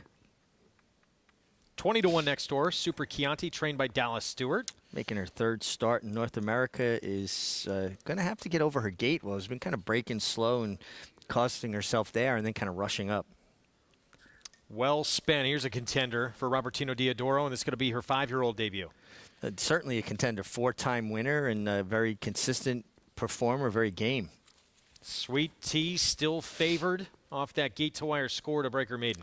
Well, filly that obviously has tipped her hand in the morning. She must be fun to watch train. And Ursulina at 17-1 outside for D. Wayne Lucas. Yeah, the boss puts Chelsea Bailey up, and outside post going to have to work out some sort of a trip. 4 minutes to post. Here in the 8th at Oaklawn, you can play this race, all the action we bring you on the program with Naira Bets. Download the app, go to nairabets.com. There's the offer, $200 deposit match sign-up bonus with that code right there, bonus 200. And bet any track, anywhere, anytime. How would you bet this race, Jonathan? Well, I'm going to bet the 4, Nick and Zoe. I think a lot of times, like you mentioned, Wolfie, this horse has a big figure last time. And a lot of times when a horse just kind of comes out of nowhere with a figure, you have to ask yourself why. Was it the circumstance of the race? Was it the surface? Was it a different distance? Whatever it might be. And to try to explain it. Because I think a lot of times what you want to do is if there is an outlier number, you want to try to ignore it if you cannot find a reason as to why that figure jumped up. When you look at Nick and Zoe, you can see that there was a trainer change. And that's good enough for me. When I see a trainer change and I see a horse kind of come back off of that trainer change and run kind of that big performance, you like to think that the trainer has kind of worked something out, figured something out, and you can expect that performance again. You don't have to treat it as an outlier. So I'm going to go with the 4, Nick and Zoe, and I'm happy to take the 8-1 on the board.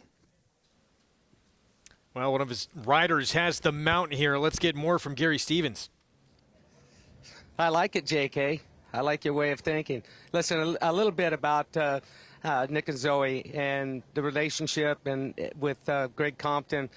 Both Tiago Pereira and Giovanni Franco had worked this filly several times, and he didn't know he was going to go in the race that he went.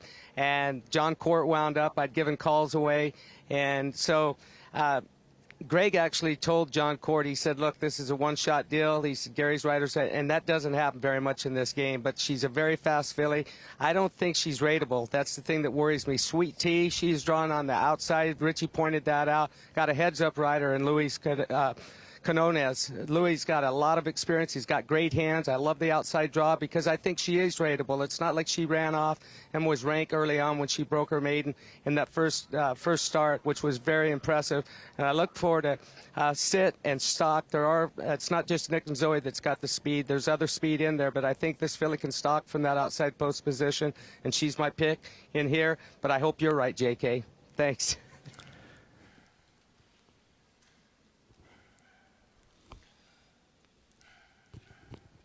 Would you like to expand on that? Well, it's just funny what Gary said, how the trainer told John Court it's a one-shot deal. These guys have been working the horse, and how rare that is. I've had experiences in the past where I was working a horse, couldn't ride the horse for one reason or another, talked to the trainer, yes, no problem. You get the horse back, the horse would win. So I can't take the guy off winning. So, it happens. It goes both ways. So that's why I was chuckling when Gary said that. It is rare when someone follows through with that. Yeah. Well, we'll see if Giovanni Franco can keep Nick and Zoe in the win column here. 7-1. You like the appearance this 5-year-old mare made. And, look, obviously a big start coming back. That was her first start of the year, too. So she has every right potentially to move forward off that. Well, just what Jonathan said about, that the number, maybe not an outlier, different trainer, they find different things. But also, her only 2 starts on fast tracks on the dirt, I thought were both very good efforts. And then she stretched out to a mile in the slop, showed speed that day. Wasn't, she probably didn't want to go that far. Maybe she wasn't as comfortable with the surface. And then she gets back on a fast track and comes up with that big game race and a bigger number again. So I thought she looked ultra sharp on the racetrack, and you're getting 6-1. I think Jonathan made a really good case for her. And then if you look a little bit deeper, her form to me is a little muddied up because she was on different surfaces. Well, meanwhile, 13-1 on Sunny Isle Beach. She actually ran pretty good going longer last time out. Her better races seem to have been a little bit longer. Let's look at the start. Not a great beginning. Behind the 8 ball already. Winds up second in this spot, but it's going to cut back in distance today. Yeah, and you just wonder because she does have a tendency not to break very sharply. That wasn't, a rare circumstance for her. That's kind of her want, and going 6 furlongs, it's even going to be more exaggerated because they're going to run away from her. Can she overcome it? I mean, if she came from so far back, going further, I just wonder if she's just going to have too much to do going 6 furlongs. This was a $100,000 allowance race. He had a mile and a 16th and wound up second at 33-1, nearly 34-1. But perseveres in that big run. Yeah, had a lot of ground to try and make up for that poor start. But to your point, it's not going to happen today, only going 6 furlongs. So can she break cleaner this afternoon? The apprentice, John Geraldo, that's his job. But if it's a habit and it's been repeated several times with her, hard to break her out of it. We'll see what happens. Yeah, some horses just are not handy away from the gate. Sometimes it's from a mental standpoint. They get tight in there. They just don't stand as clean. And sometimes it's just they're not as strong behind. Horses push themselves up. They propel themselves. They don't drag themselves. So if they're not as strong behind, they don't launch out of the gate, out of the blocks like you would see these sprinters do. Meanwhile, the favorite been that way throughout. Sweet Tea for Larry Jones. She's still 2-1 on the board. Word was out about her in her debut back as a 3-year-old. She didn't start till late in her 3-year-old campaign. That was all the way in November when she debuted. Showed brief speed and then completely backed up as the favorite. But then she did not disappoint. Start number 2. We saw what all the hype was about. You know, when we talk about first-time starters, we talk about horses that don't have a tremendous amount of proven form. We always look to the board to help us. And why is that? Because there are clockers out in the morning. There are people that are observing. There are people that make a living doing this, watching horses train. And it's very hard to keep secrets in this day and age. Years ago, you would sneak on the track in the dark. The trainer would have an exercise rider across the track. When you went by the pole that you were supposed to breeze from, they would flash the flashlight so he'd click his watch because you couldn't see. It was so dark. And then when you come by the wire, he could see you finish. He'd click his watch again. And he'd go, oh, we went 59 in the dark. No one else knew it but the guy who with the flashlight, the trainer with the watch, and the guy on the horse's back. Nowadays, you don't get to hide horses as much. Very few would get that information. Back then, nobody would get that information. It was very tight-lipped. But nowadays, it's information age. And there's so many clockers, so many people observing, so many more rules to protect the people gambling on it. Where, years ago they would change saddle towels, hide horses' names. Now you go on the track, you have to give the horse's name. Otherwise, you're subject to a fine or some sort of sanction with the stewards. And that's all to protect the player, so that there's not so much inside information. Meanwhile, here is this stablemate to the favorite, that one moving by, Daughter of Quality Road. She was an expensive purchase, too. $350,000 Daughter of Quality Road, who was not as highly regarded in her debut, but she went gate to wire, and she went quick, early. Broke sharp and never looked back. First try against winners, she showed speed again, but then she had some traffic trouble. Yeah, and you got to think, from the rail position, she has to go. She's more committed than her uncoupled stablemate, Sweet Tea, who has the luxury of being outside without really a speed horse outside of her. She'll be close, but she's not forced into the race. Where when you have post 1, there's more urgency. You don't want that wave or crush of horses to fold over and put you in that compromising position. Ricardo Santana Jr. will be aboard from that inside post, but it's her stablemate, Sweet Tea, the 9 from the outside, who's probably going to be sitting right off her early, who is the one to beat here in this Sunday feature. Race 8 from Oaklawn. Let's go to Vic Stauffer. Sweet Tea. 2 more now. Sunny Isle Beach and Chelsea Bailey on Ursulina.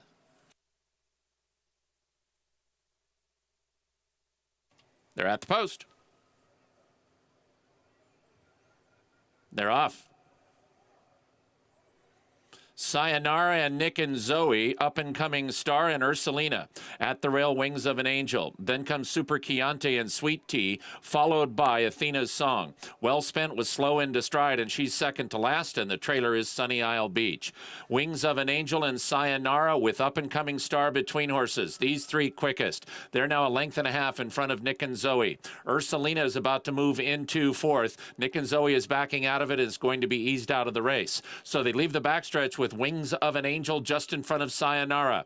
Then comes up-and-coming star Ursulina is within 2 of the lead. She's now 4 in front of Sweet Tea. Well Spent is beginning to unwind, and here's Well Spent up into 5th, and she's got forward momentum. And on the center of the racetrack, here comes Chelsea Bailey and Ursulina. Ursulina has taken over a short lead from Sayonara, who battles on at the rail. Wings of an Angel. Then Well Spent, now 2.5 off the lead, but on the move. Sayonara back in front. Ursulina, Well Spent trying to gun them all down from 9th, and here's Well Spent in the center of the racetrack, and she blows by. Ursulina left back in 2nd. Well Spent. 2 wins, Robertino Diodoro. Well Spent won by 3. Ursulina, great 2nd. Sayonara 3rd. Wings of an Angel finished 4th.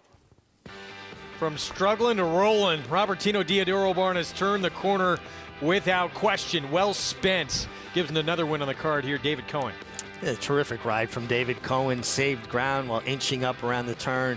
Looked like the filly was resenting the kickback a little bit, the mare, before they turned for home. But once he got her in the clear, she leveled off and found another gear. When she was getting that kickback, Greg, it almost looked like she was running with the emergency brake on, a little bit of stops and starts. But once David Cohen was able to extricate her from behind horses, wow, she really finished the deal, and Robertino Diodoro has righted the ship. And for a moment, it looked like this 21-1 shot, the 10 Ursulina, was going to surprise everybody. And here, Chelsea Bailey on board for the coach, Dwayne Lucas, running a big race, but then Well Spent proving much the best in her 5-year-old debut. Yeah, she did a really good job. Got a great position, worked out a really good trip. They consciously, you could see the plan was to rate Sweet Tea. That experiment failed. She did not fire. Was in the same position as the eventual winner. The other Larry Jones filly from the rail, she kind of blasted off after braking a bit slow, made the lead, Wings of an Angel. But no doubt about the winner. She was very good. Yeah, Well Spent. His 5th win of her career. Diodoro, David Cohen. Well, Chelsea Bailey gave it a run in the last race on that 21-1 shot, winds up 2nd. We'll have her story as a fighter, now moving to the jockey colony in Hot Springs and making a major impact at Oaklawn. Stay with us.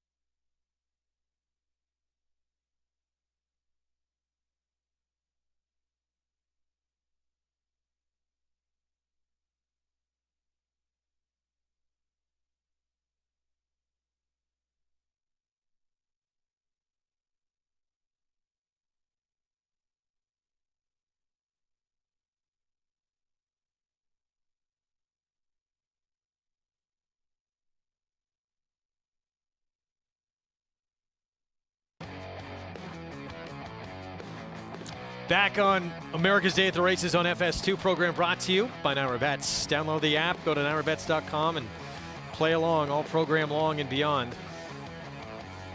Back in the feature at Oaklawn. Well spent. Robertino Diodoro, Lucky Dog Stables, and David Cohen team up for the win. Nice patient ride by David. You could see he was trying to ease out in the clear. Made the corner. Once you're in the straightaway, you're not going to lose ground. You just got to kind of extricate him in that. Did it as smooth as possible. And when she got all that free racetrack clear lane in front of her, she really finished the deal. Pulled out the red carpet for her. Man, she really ran, didn't she? $8.20. Ursulina Chelsea Bailey. It's paying $17.60 to place. And Sayonara completes that trifecta for $2. That trifecta, $898. The exotics are tremendous. Almost every race in Hot Springs. They're going to close out their card with a good one here. This Amana 16 starter optional claiming field in the finale on this Sunday card. And Hidden Promise right now. Of course, there's 15-1 morning line, who's 5-2. Money is important to follow. We'll have more on the nightcap when we come back. We'll also have the story again of Chelsea Bailey. You don't want to miss it. Stay with us. More coming up from Hot Springs right after this.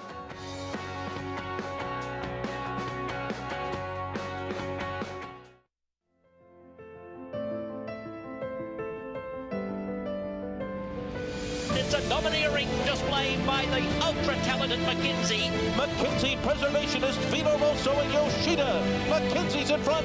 McKinsey, they've done it. McKinsey has it by 2. It's McKinsey in a dominant performance. Pure class in the Malibu.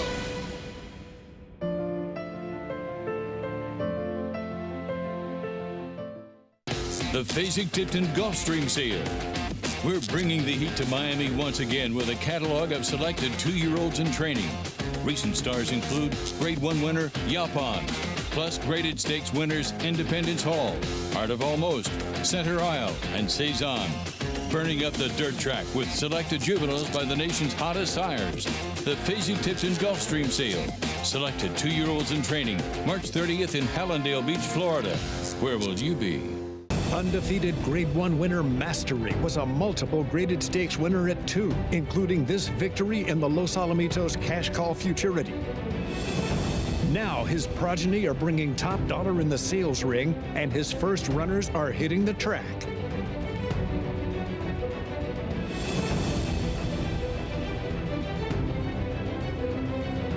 Mastery, standing at Claiborne Farm. This season at Oaklawn, we've got more of everything. More of the top thoroughbreds in the world. More days of live racing. And the largest purses in our history. All at a completely reimagined Oaklawn.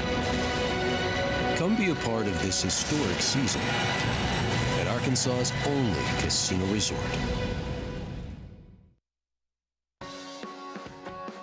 We're back on America's Day at the Races. Good to have you with us here on FS2. We have the nightcap still to come out in Hot Springs.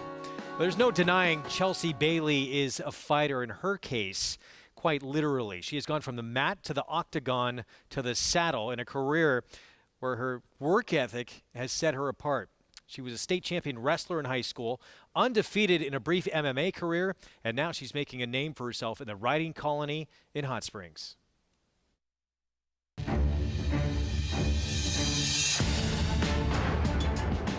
I'm a very, very competitive person. It is richness in front.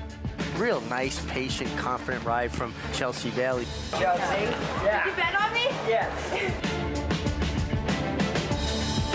They're both almost along the same parallel, that you are an athlete, you have weight that's involved, you have to have upper body strength. I have a really good balance that I've taken that I've used from there. You have to have, split-second decision action time. It's the same thing. When that bell rings, anything can happen in the fight, and when that gate opens, anything can happen in the race. I've had 3 professional fights. I had 1 fight for the Ultimate Fighter because it was for a reality TV show. Chelsea trains with UFC champion Misha Tate. You got this, girl. Are you ready? Are you ready? Let's fight. I'm not gonna lie, it feels really good to punch somebody in the face. Especially if, they've been talking bad about you. you know, you train so hard, and when you can go out there and you can just really connect, it's a pretty good feeling. It's kind of a weird twist of fate and destiny that I was able to actually meet my husband and was able to get me involved with the horse racing. You have to be able to know how to go out there and ride the horse and give the horse the best ride that you can and do everything you can to try to win the race. This is Charlie. This is Charlie Can Do. He's so laid back. He's a really nice horse to be around, and he's super kind. Charlie Can Do did. Charlie Can Do won by 8. Chelsea Bailey able to do just that. Tom Swearingen, Racing Stable, the winning owner, winning trainer. Liked everything about her, the way she handled the horses, her dedication was extreme. And so from that point on, I thought we would be able to use her, let her ride some horses. We were really happy with what she did, and everybody likes her, and her work ethic is second to none. She's a very, very dedicated person. The toughest part is keeping the momentum going, you know, not getting hurt, doing good. You know, it's like when you're hot, you're hot. When you're down, you're down. I love boxing. I love to hit the bag. I like combinations, but my background is wrestling. So I feel really comfortable on the ground. My ground game is pretty sick. Don't get out with your hips out in front of the shoulders, Steve Smith. Way too forward.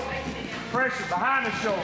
Tighten it up. Change sides, create angles. It's really cool to see that there are more girls that are getting interested in it and want to get involved, and I feel really special that I'm able to help out and, you know, kind of lend my experience and give them tips and give them my 2 cents and kind of help out with them. Like grab the shoulder around there to use your head. It's not just the girls, it's also the guys and everything. You know, I'm a good body to help practice with, and I can help find faults and things that they're doing wrong, and I can also work with them because I'm more their size. It's really awesome. I'm like glad to be a part of the community in that factor, and not just at the racetrack, but also helping out with the kids at the school and stuff and volunteering. I really enjoy it. Well, Chelsea Bailey, she's... Yeah, guys. Go ahead, Gary. Oh, I'm sorry about that. I'm having some technical difficulties here with my IFB, but this girl, she's got what it takes. And what a day for her today with 3 winners, running a good place in this past race. But her dedication to not only her wrestling career and her MMA career, it's fallen over into her jockey life, and she gets it. She's got to stay healthy, she's got to stay competitive, and you got to take it, you got to grip it while the going's good. And she's going to go through rough patches, but she never gives up. I see her out here every morning. Tom Swearingen, you heard him talking about her work ethic, and I can contest to what he said, that she's second to none as hard as she works in the morning. She gets on about 15 horses, as many as she can every morning before she comes over and rides races, and her business is building steadily. People are seeing what she's doing on the racetrack. She's improving every day. I see her style of riding changing considerably, not only day in and day out, but weekly, and she's improving in leaps and bounds, and the sky's the limit for Chelsea Bailey, guys. Good for her. I mean, one of the fun stories to follow here at this meet, and you know, she's hitting the board in about 20% of her races too. I love it. I love the whole story. I've been impressed with her, and you know, there's such a parallel between jockeys and fighters, whether it's wrestling or MMA or boxing, because you have to make weight. And nutrition is such a huge part of it. You have to be strong enough to have this incredible physical activity, and at the same time not be overweight, not overdo it. So she's already got that part. She understands that lifestyle. Jockey, much like a fighter, has to look at food like fuel. You don't look at it like other people, like it's just for enjoyment and I'm going to eat it because it tastes good. Everything you put in your body, there has to be a reason behind it. Why am I going to eat this? What is it going to do for me? How's it going to sustain me? So she's already got the discipline to do that, and then the work ethic. And you could just see she's got an incredible personality. She's enjoying herself, enjoys, going, in, like she said, into the community, helping with the kids. I think it's fantastic. Great piece. And in this finale coming up, we're going to get to see her on the 10, and here's Hitman. This is a horse that has a legitimate chance, one of the main contenders in this race. So we'll see if she can notch another win here coming up. Yeah, and just a great second for Dwayne Lucas. You know, again, so you're not always going to win, but we're so result-oriented. But sometimes your best rides are when you're second, third, and fourth. It's just most people don't notice them as much as the ones you win. We're going to take a time out. When we return, we're going to talk the feature from New York. It was the Heavenly Prize. 3 wins Saturday, 3 wins Sunday for Dylan Davis. Bank Sting, big win. First try in open company and getting it done. We'll be back.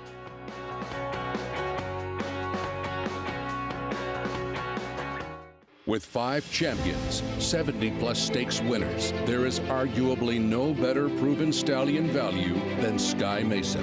Among his leading progeny is Grade 1 Spinaway Stakes winner, Perfect Alibi. Perfect Alibi runs it. Sky Mesa has a higher percentage of black-type horses to starters than More Than Ready, Malibu Moon, Kitten's Joy, Hard Spun, Candy Ride, and Street Sense. Spinaway.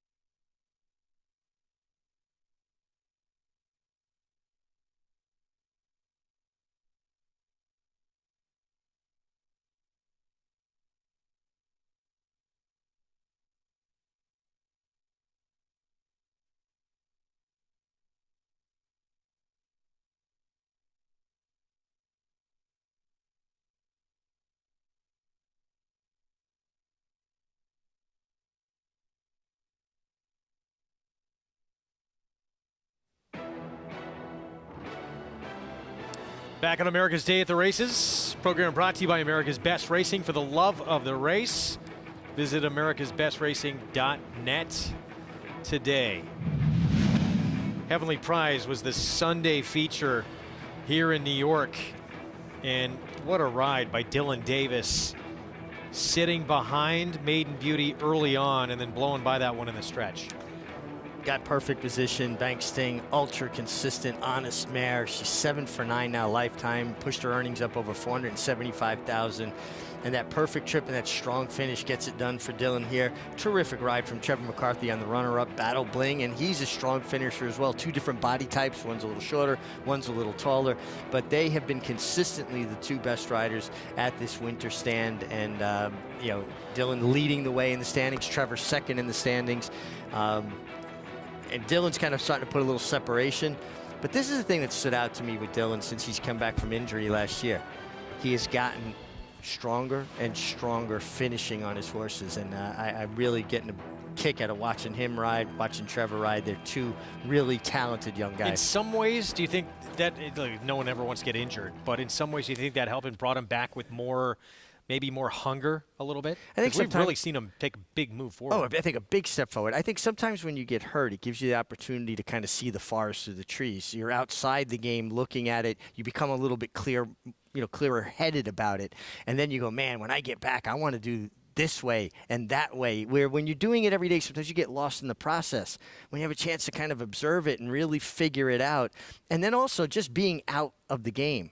You miss it. You miss it, and you go, man, when I come back, I want to show people who I am. Well, Dylan Davis, he found himself, and he's showing people who he is. In a big way. Yeah, he looks like he is on target for the first riding title of his career. We don't want to jinx it, knock on wood, but whatever happens, wins it or not, tremendous meet for him. He's leading the way at this point, and another big Saturday and Sunday with him for 6 wins over the weekend. We're going to take a time out. When we return, we'll talk Triple Crown. Trail Morello, so impressive in that Grade 3 Gotham. You would think it's on to the Wood Memorial now with this true Derby contender. And Forbidden Kingdom out west led every step of the way in the San Felipe. Richard Mandela has himself a Derby contender.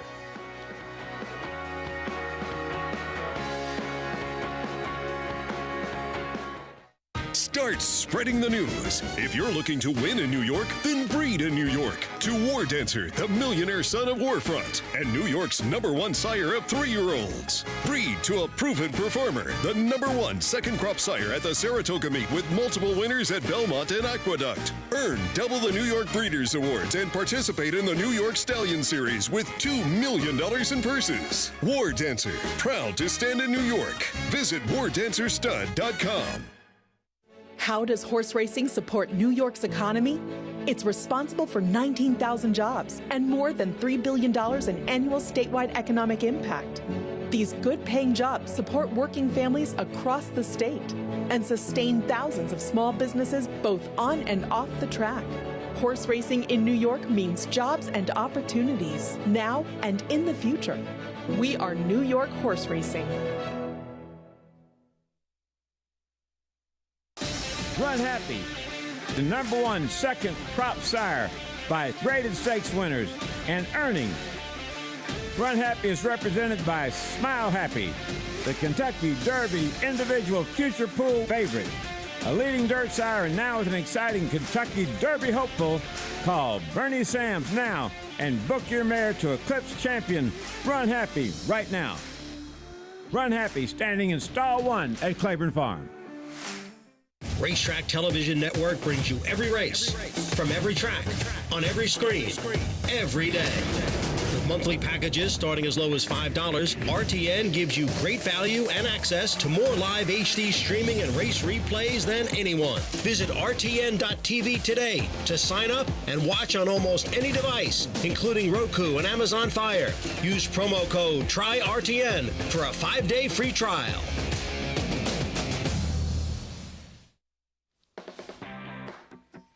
Back on America's Day at the Races on FS2. Program brought to you where you can play it all. Naira Bets. Download the app. Go to nairabets.com. Nightcap coming up out in Hot Springs. Riders up.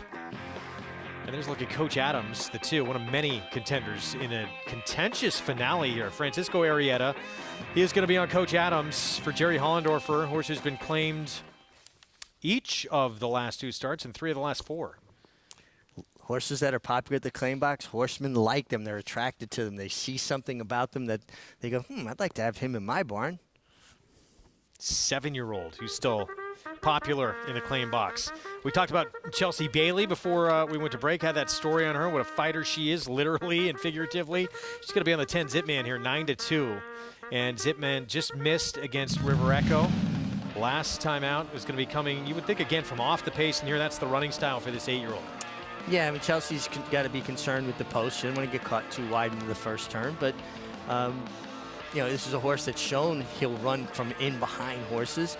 He carried 119 pounds last time. He gets a little bit of relief in the weights. Chelsea getting to ride with that 7-pound weight allowance as an apprentice jockey. So he gets in with 114 today.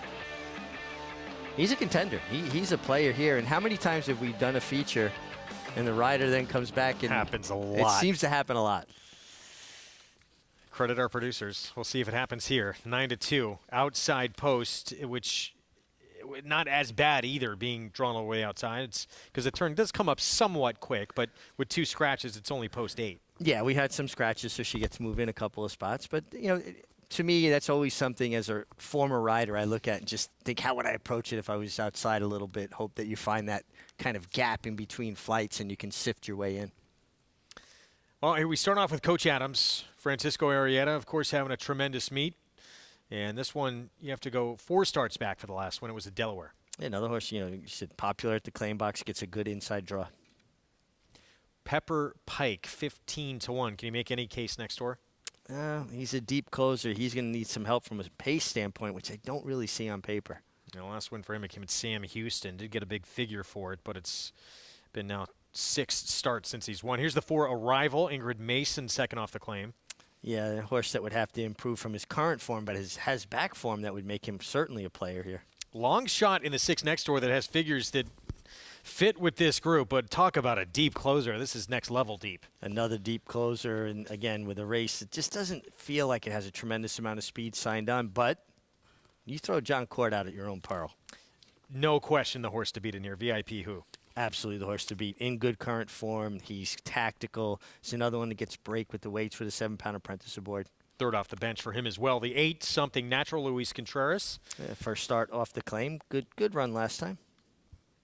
And 5-2 Hidden Promise. It was 15-1 morning line from the John Ortiz barn, taking a lot of money. I think he plays out to be the lone and controlling speed. He's a horse that's stepping back, out after going 6 furlongs last time. Should be very sharp. I think he'll be loose on the lead. And here's Chelsea Bailey on Zipman, just claimed by a new barn.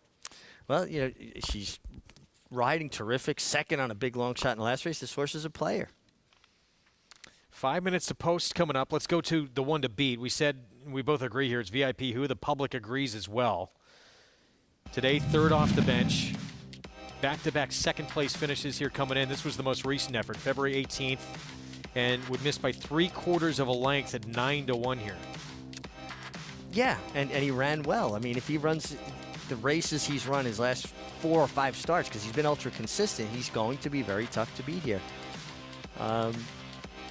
He's already shown that affinity for Oaklawn, 2 seconds out of 2 tries there. 4-year-old who looks like he's still kind of on the improving path. And he's been first or second, Jonathan, in 10 of his 13 starts, 6 of those wins. Yeah, and we've talked about it on the show before. I think when you start to look deeper into the conditions of these races, when you look at the top of the past performances, it explains how you can run, what you have to do to be qualified for this race. And this is a starter allowance race, meaning that to run in this race, you had to have run for a claiming price of $10,000 or less in one of your last 2 starts, or you have to be in this race for sale for $15,000. That's what I noticed about the 7 VIP Who, is that VIP Who ran for $10,000, ran a fast figure, was claimed that day, and is now starter eligible for this race. And in my opinion, a lot of these starter allowance races are some of the most formful races because horses can change and they can turn into really good horses, but they still qualify under the conditions. And that's why I think the 7 VIP Who should be extremely tough to beat. The 10 Zitman was a one that I did consider, but he was moving away from the Carl Broberg barn, who's a high-percentage trainer. And typically when horses are moving away from a high-percentage barn, I try to look away. But Zitman does have competitive numbers when you're comparing them to a horse like the 7 VIP Who, and the 10 Zitman is a much better price. He's not a very nicely named horse, Gary. That's pretty mean. Zitman? Yeah, but he can run, and he tries hard, and he's getting a weight break today, and he's got the hottest jock on the grounds today on his back. Chelsea's made her own breaks by her hard work in life itself, and she's getting opportunities right now from a guy like Wayne Lucas. I remember the first time I got the opportunity to ride for Wayne Lucas, and it pumped me up. All I wanted to do was make sure that my horse ran well, and if I could win, that was even better because I was going to get another opportunity. And trust me, in the back of her head, she just rode a great race for Wayne, finishing second. She's pumped up about that. She's pumped up about her 3 wins. I think that carries over to this and maybe makes up the difference of her inexperience. She's gaining that experience every day. So Zipman is my pick. Chelsea Bailey, hopefully with 4 wins, guys. Yeah, how about that? 3-win day, a second as well at that big price at 21-1 for D. Wayne Lucas. It's making us take notice, no question. It's got to be a career day for her. And it's good to see. You like to see people that work hard be rewarded. I'm big about that. If people display a work ethic and a desire, you want to root for them. It's easy to root for them.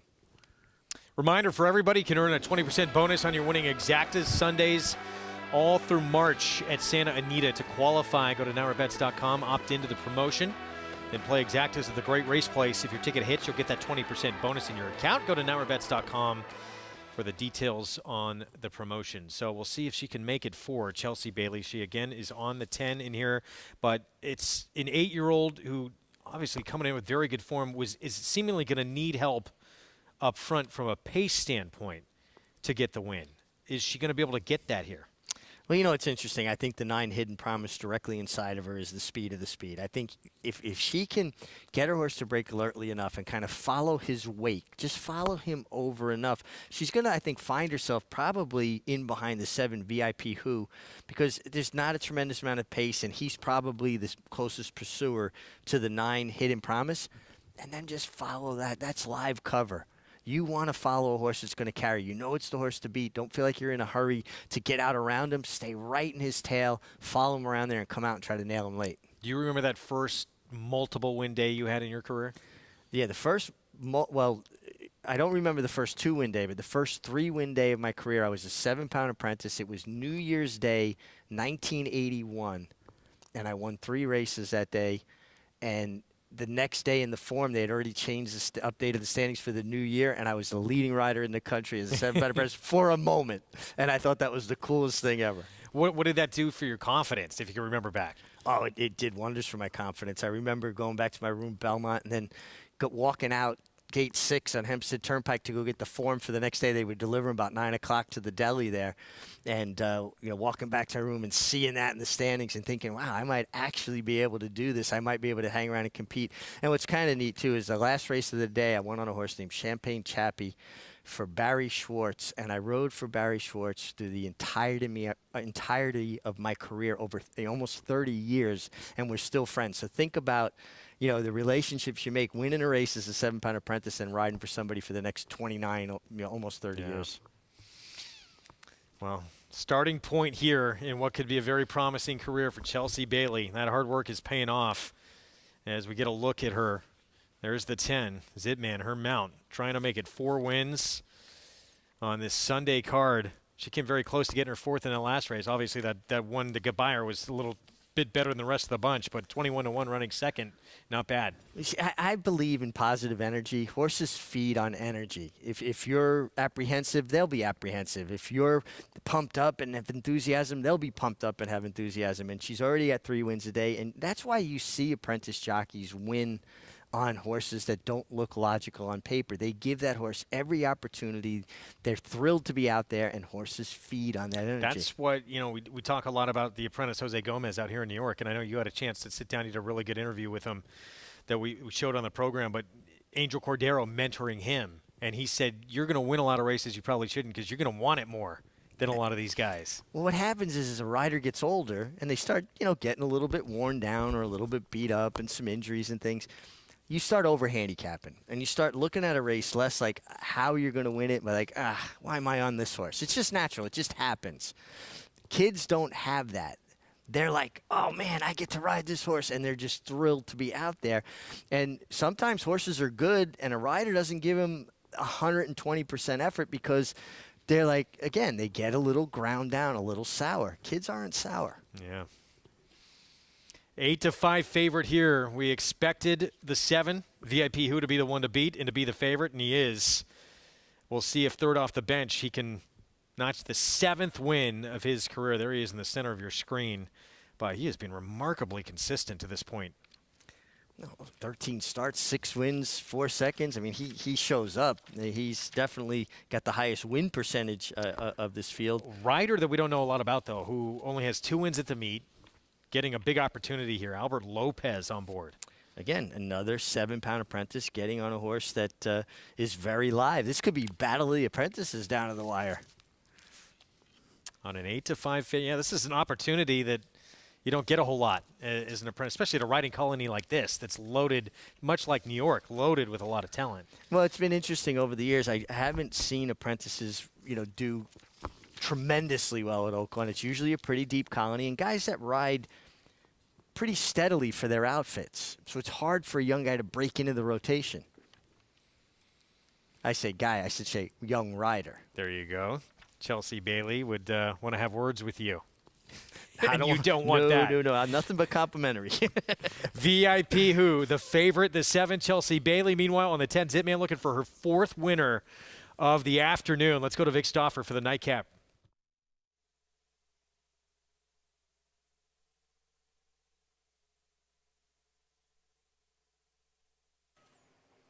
They're off. Good start. VIP Who and Hidden Promise, Arrival and Something Natural. Coach Adams away in 5th. Then Pepper Pike, followed by Major Kong, and the early trailer is Zitman. It is Arrival, the leader at the clubhouse turn, from Hidden Promise in 2nd. Arrival's a length and a half in front. Hidden Promise is 2nd, 3/4 of a length to VIP Who, and now a 3-wide Coach Adams on the move.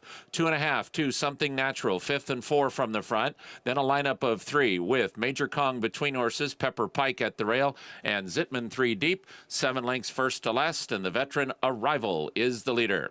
It is Arrival, a length and a half in front of Hidden Promise in second. Coach Adams is 3 deep in third, and he's less than 2 from the front. Something Natural and VIP Who are 4th and 5th and 4 from the front. Then it's 5 lengths back to Major Kong, Pepper Pike, and Zittman. Less than a half mile left to run, and Arrival's trying to go all the way. It is Arrival in front, now just a length in front of Hidden Promise, who is inching closer in second, and Coach Adams goes with him, and these two are confronting Arrival. New leader Hidden Promise puts his head in front.